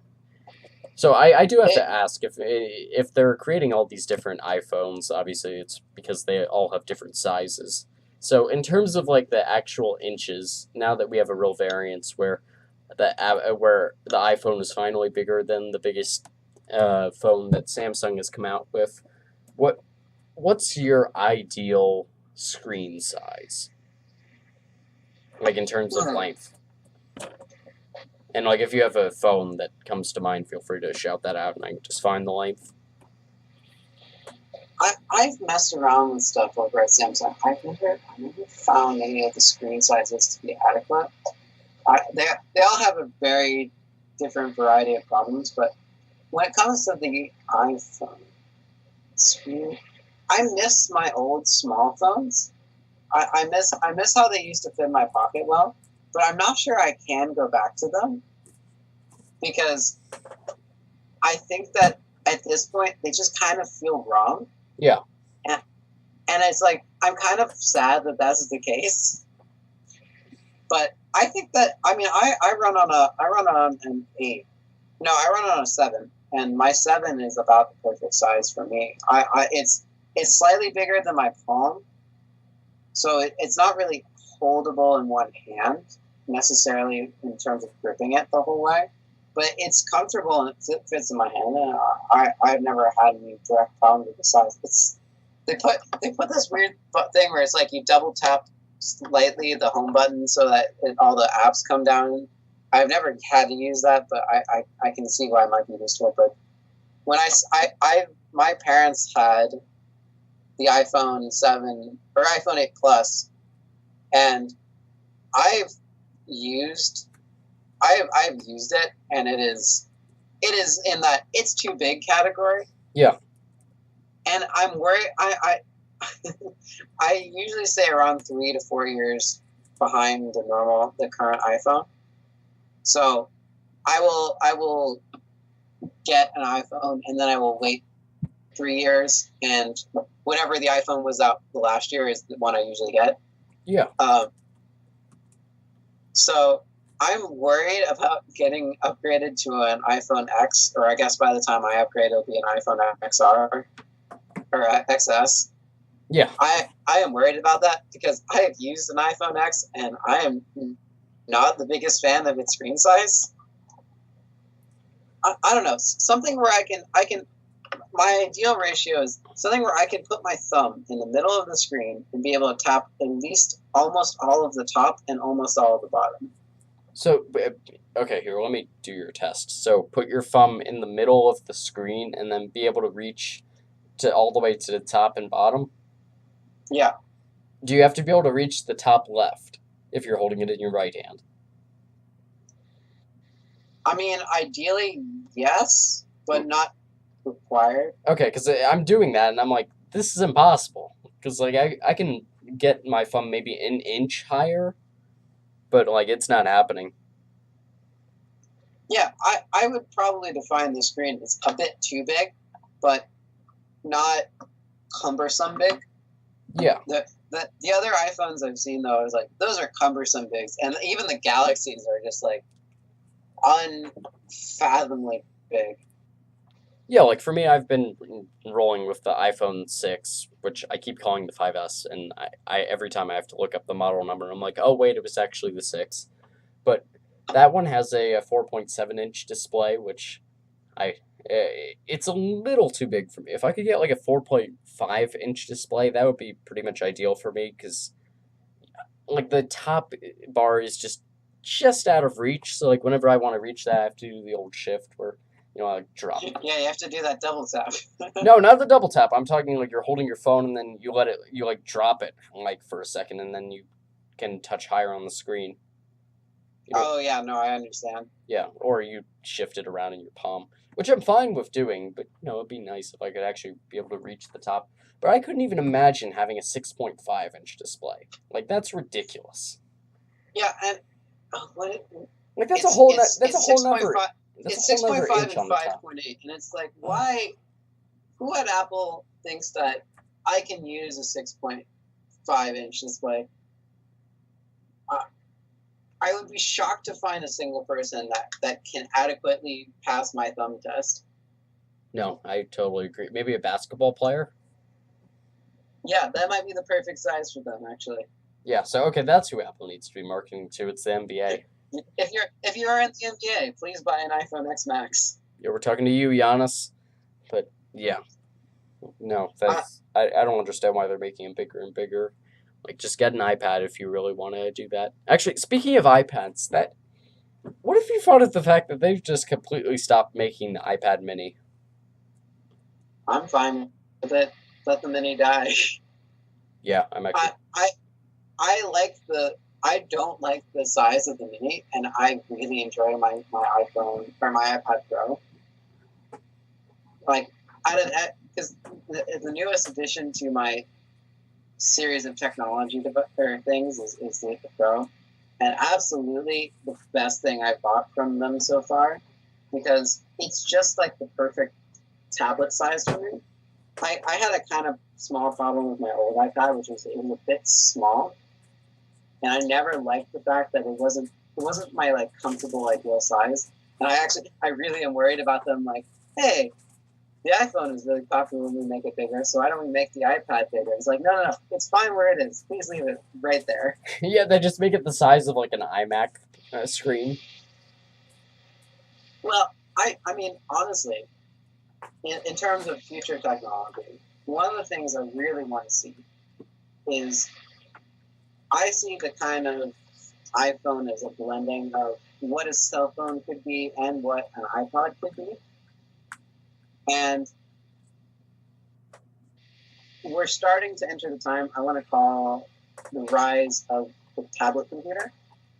Yeah. And I actually really want to see how Apple could approach a computer that's a tablet computer, but it's the same size as like I want a 17-inch MacBook Pro, but with a touchscreen. Yeah, I see what you're saying. Actually, I want to know what you think of this. There's a new concept that I've seen floated around that I really like, where it's instead of having a keyboard or a fixed keyboard, what you get is essentially another iPad slapped on the bottom.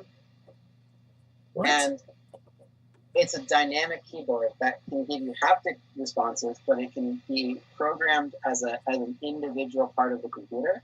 So say you're playing a video game that has certain controls.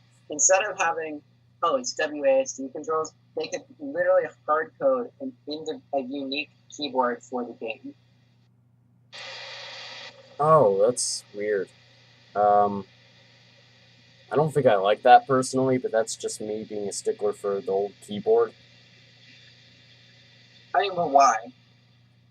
I don't know. I would have to see it in action, to be completely honest with you. I'm having trouble visualizing it. You're all I'm saying is, like, instead of having a keyboard that's physical that you type on, it can be dynamic. Keyboards are kind of the last static feature of a computer. I personally would be really open and really happy with if somebody could take away the keyboard in a way that is still functional and useful. I would be very curious to see as well, because I've been using a Surface tablet for a while, and that obviously it's not the same thing you're suggesting, but it's similar to the idea and a lot closer than some normal laptop. And I haven't been crazy about it, to be honest, so it may not be the right thing for me, but I would definitely be open to trying it. You just have to see how it works for you. But it would make me immensely happy if I could see something like that. If I could name one wish, I would absolutely ask for a better and more futuristic and nicer looking keyboard that's more to my kind of standard of what I would want. Yeah. No, I've never been the kind of person to have a wish list from Apple, which is a bit interesting. I've been pretty happy with what they've been putting out. Well, maybe this keynote might change your mind. Yeah, maybe this next year I'm just gonna see nothing. I'm like, Apple, you haven't really done anything lately. You guys planning on doing any big updates or? Actually, that's what I like. I like my iOS updates. I will grant them though that absolutely. I normally will give Tim Cook and all of his cohort an immense amount of shit and all the nonsense that they do, and pretending that they actually make the company better, but they actually just steer the ship into the next whatever phase where they find a replacement as Steve Jobs. But I can genuinely say that the new Apple Watch is possibly the most interesting piece of technology I've seen them put out in years. The Series 3? The Series 4. Oh, okay. So the new Apple Watch, it's a lot of the same thing I was talking about with the iPhone. With like it's incremental. It's not really that interesting. But one of the things that it does that's great is it's got a lot of new features for built-in heart and health tracking, and it can actually do a thing now where it can take I think it's called an EFB test, where it can measure your heart's electrical connectivity using the watch, which is normally something you have to do through a doctor's office visit, and it takes hours to get results back. They can do it in 10 seconds, or they can do it in 30 seconds on your wrist. Oh, that's really interesting. That is like the kind of thing that I will give them the credit. That is amazing, and amazing with a capital A. Yeah, no kidding. That's actually really cool because back in 6th grade, my middle school, actually I guess it was 7th grade, my middle school robotics team, we had thought we were on the cutting edge of having a watch that did all of your health data. And we were like, why isn't there a watch right now that is doing all the stuff that we're talking about? And then like 3 years later, the Apple Watch came out and we're like, oh, we totally got that. They totally stole that idea from us. They stole that idea from a team of middle schoolers. Yeah, of course. I mean, you may not be wrong. Maybe there was a mole in your school and you didn't know. Yeah, no, Tim Cook was secretly one of my teachers. He was hiding in the bush. Yep, pretty much. So, are you thinking about moving over to your iPad for all of your computing capabilities, or are you still sticking with the laptops? No, I can't. I couldn't even if I wanted to. I'm so there are too many apps that are impossible to get on the iPad. But I feel like if I could ask for a perfect world, I would want an iPad and the laptop to be one and the same. I see what you're saying. Just how they stopped releasing iPods, or they stopped really innovating iPods when the iPhone came out. Yeah. I want them to kind of merge the two into one and stop making individual. Yeah, that would be interesting to see. That's where I see the technology. Okay. How do you think they would go about doing that? You could go about it in the way I'm talking about with the two kind of the multi-screen DS style connectivity where everything is dynamic on the computer. I like that comparison. You could do it in the kind of current version of it where it's just a normal tablet with a touchscreen, but also has a keyboard built into it as a computer, and it runs an actual laptop software. You can do it like that. There's a lot of ways to approach it. There's just, I'm not as concerned about how we get there, but about the ability to reduce the number of things I need to charge, while also increasing the ability of what I want it to do. Yeah. Okay. Make an iPad with the power and speed and capability of a laptop. Yeah, that would definitely be an interesting iPad. Would you want them to go half and half on the size of it, like get a size that's in between them, or just stick with the size of the iPad now, like you originally said? I don't, but see, that's a different thing. When you're talking about a tablet, I think it's the perfect size. But when you're talking about a laptop, I like a larger laptop. So I would want an iPad that isn't that small. Or if I could get a laptop that size, I would want something that's about the size of what I have now. Okay, gotcha. Yeah, that's fair. And do you have the? So I know you have the iPad Pro, obviously. Do you have the bigger one or the smaller one? I have the smaller one. The bigger one, I don't think I could hold in my hands if I tried. I don't think that's the point of it necessarily. I think you're supposed to put it in your lap, but yeah, I can see how that's not really functional to use. It would be good as drawing. I primarily use the iPad for my notes and my drawing, and it's a really good thing for my organization stuff. I could find myself in a situation where if I had that size of iPad, I would have the same problem with my current iPhone, which is like, it's just big. It's a bit too big.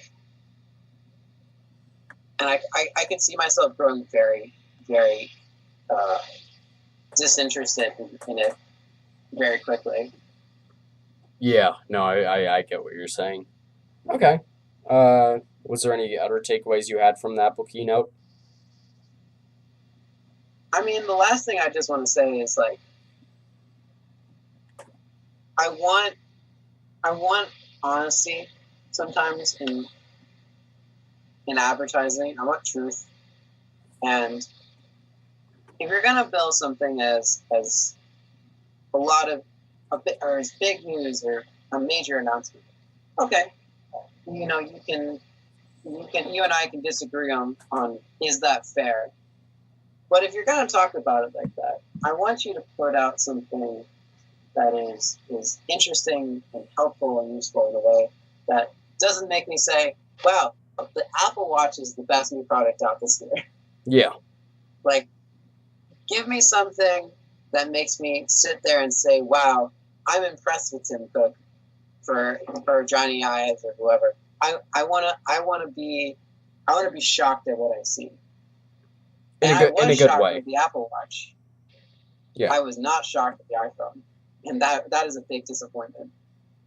Yeah, no, I get what you're saying, and yeah, that's something that Apple definitely had a history of with Steve Jobs, and has had less of a history of with, it obviously couldn't continue forever, and of course I'm not going to be the kind of person that engages in some confirmation bias where I only remember the amazing things that Steve Jobs did and forget the down years, but I don't know. It seems like we've gotten quite a few. Anyone got that Apple movie? Yeah, fair. That's a fair point. But no. But I actually, here, crazy idea. Have Apple buy Tesla, and then makes Elon Musk the CEO of Apple and Tesla. Oh, that would be interesting. Yeah, and let's see how this rabbit hole goes down. Yeah. And no, unfortunately, we didn't have time to get to that Elon Musk thing. I know that's something that we definitely wanted to talk about, but I guess we can put that pin in that for next time, and a pin in coming back to that gerrymander thing that I said I would come back to at the very beginning. I will be sure to get your opinions on that. Yeah, for sure. But hey, you know what? It was good talking to you. It was good talking to you too. Well, if you guys, I'm always happy to I'm always happy to engage in a good conversation. Yeah, me as well. Well, if you guys enjoyed listening to the conversation as much as we enjoyed engaging in it, then make sure to let us know. Give us a subscribe on YouTube. That'd be cool at YouTube channel Topical Rationalizing the Monkey Brain. You can get all of the uncut versions of the podcast, so that's always fun.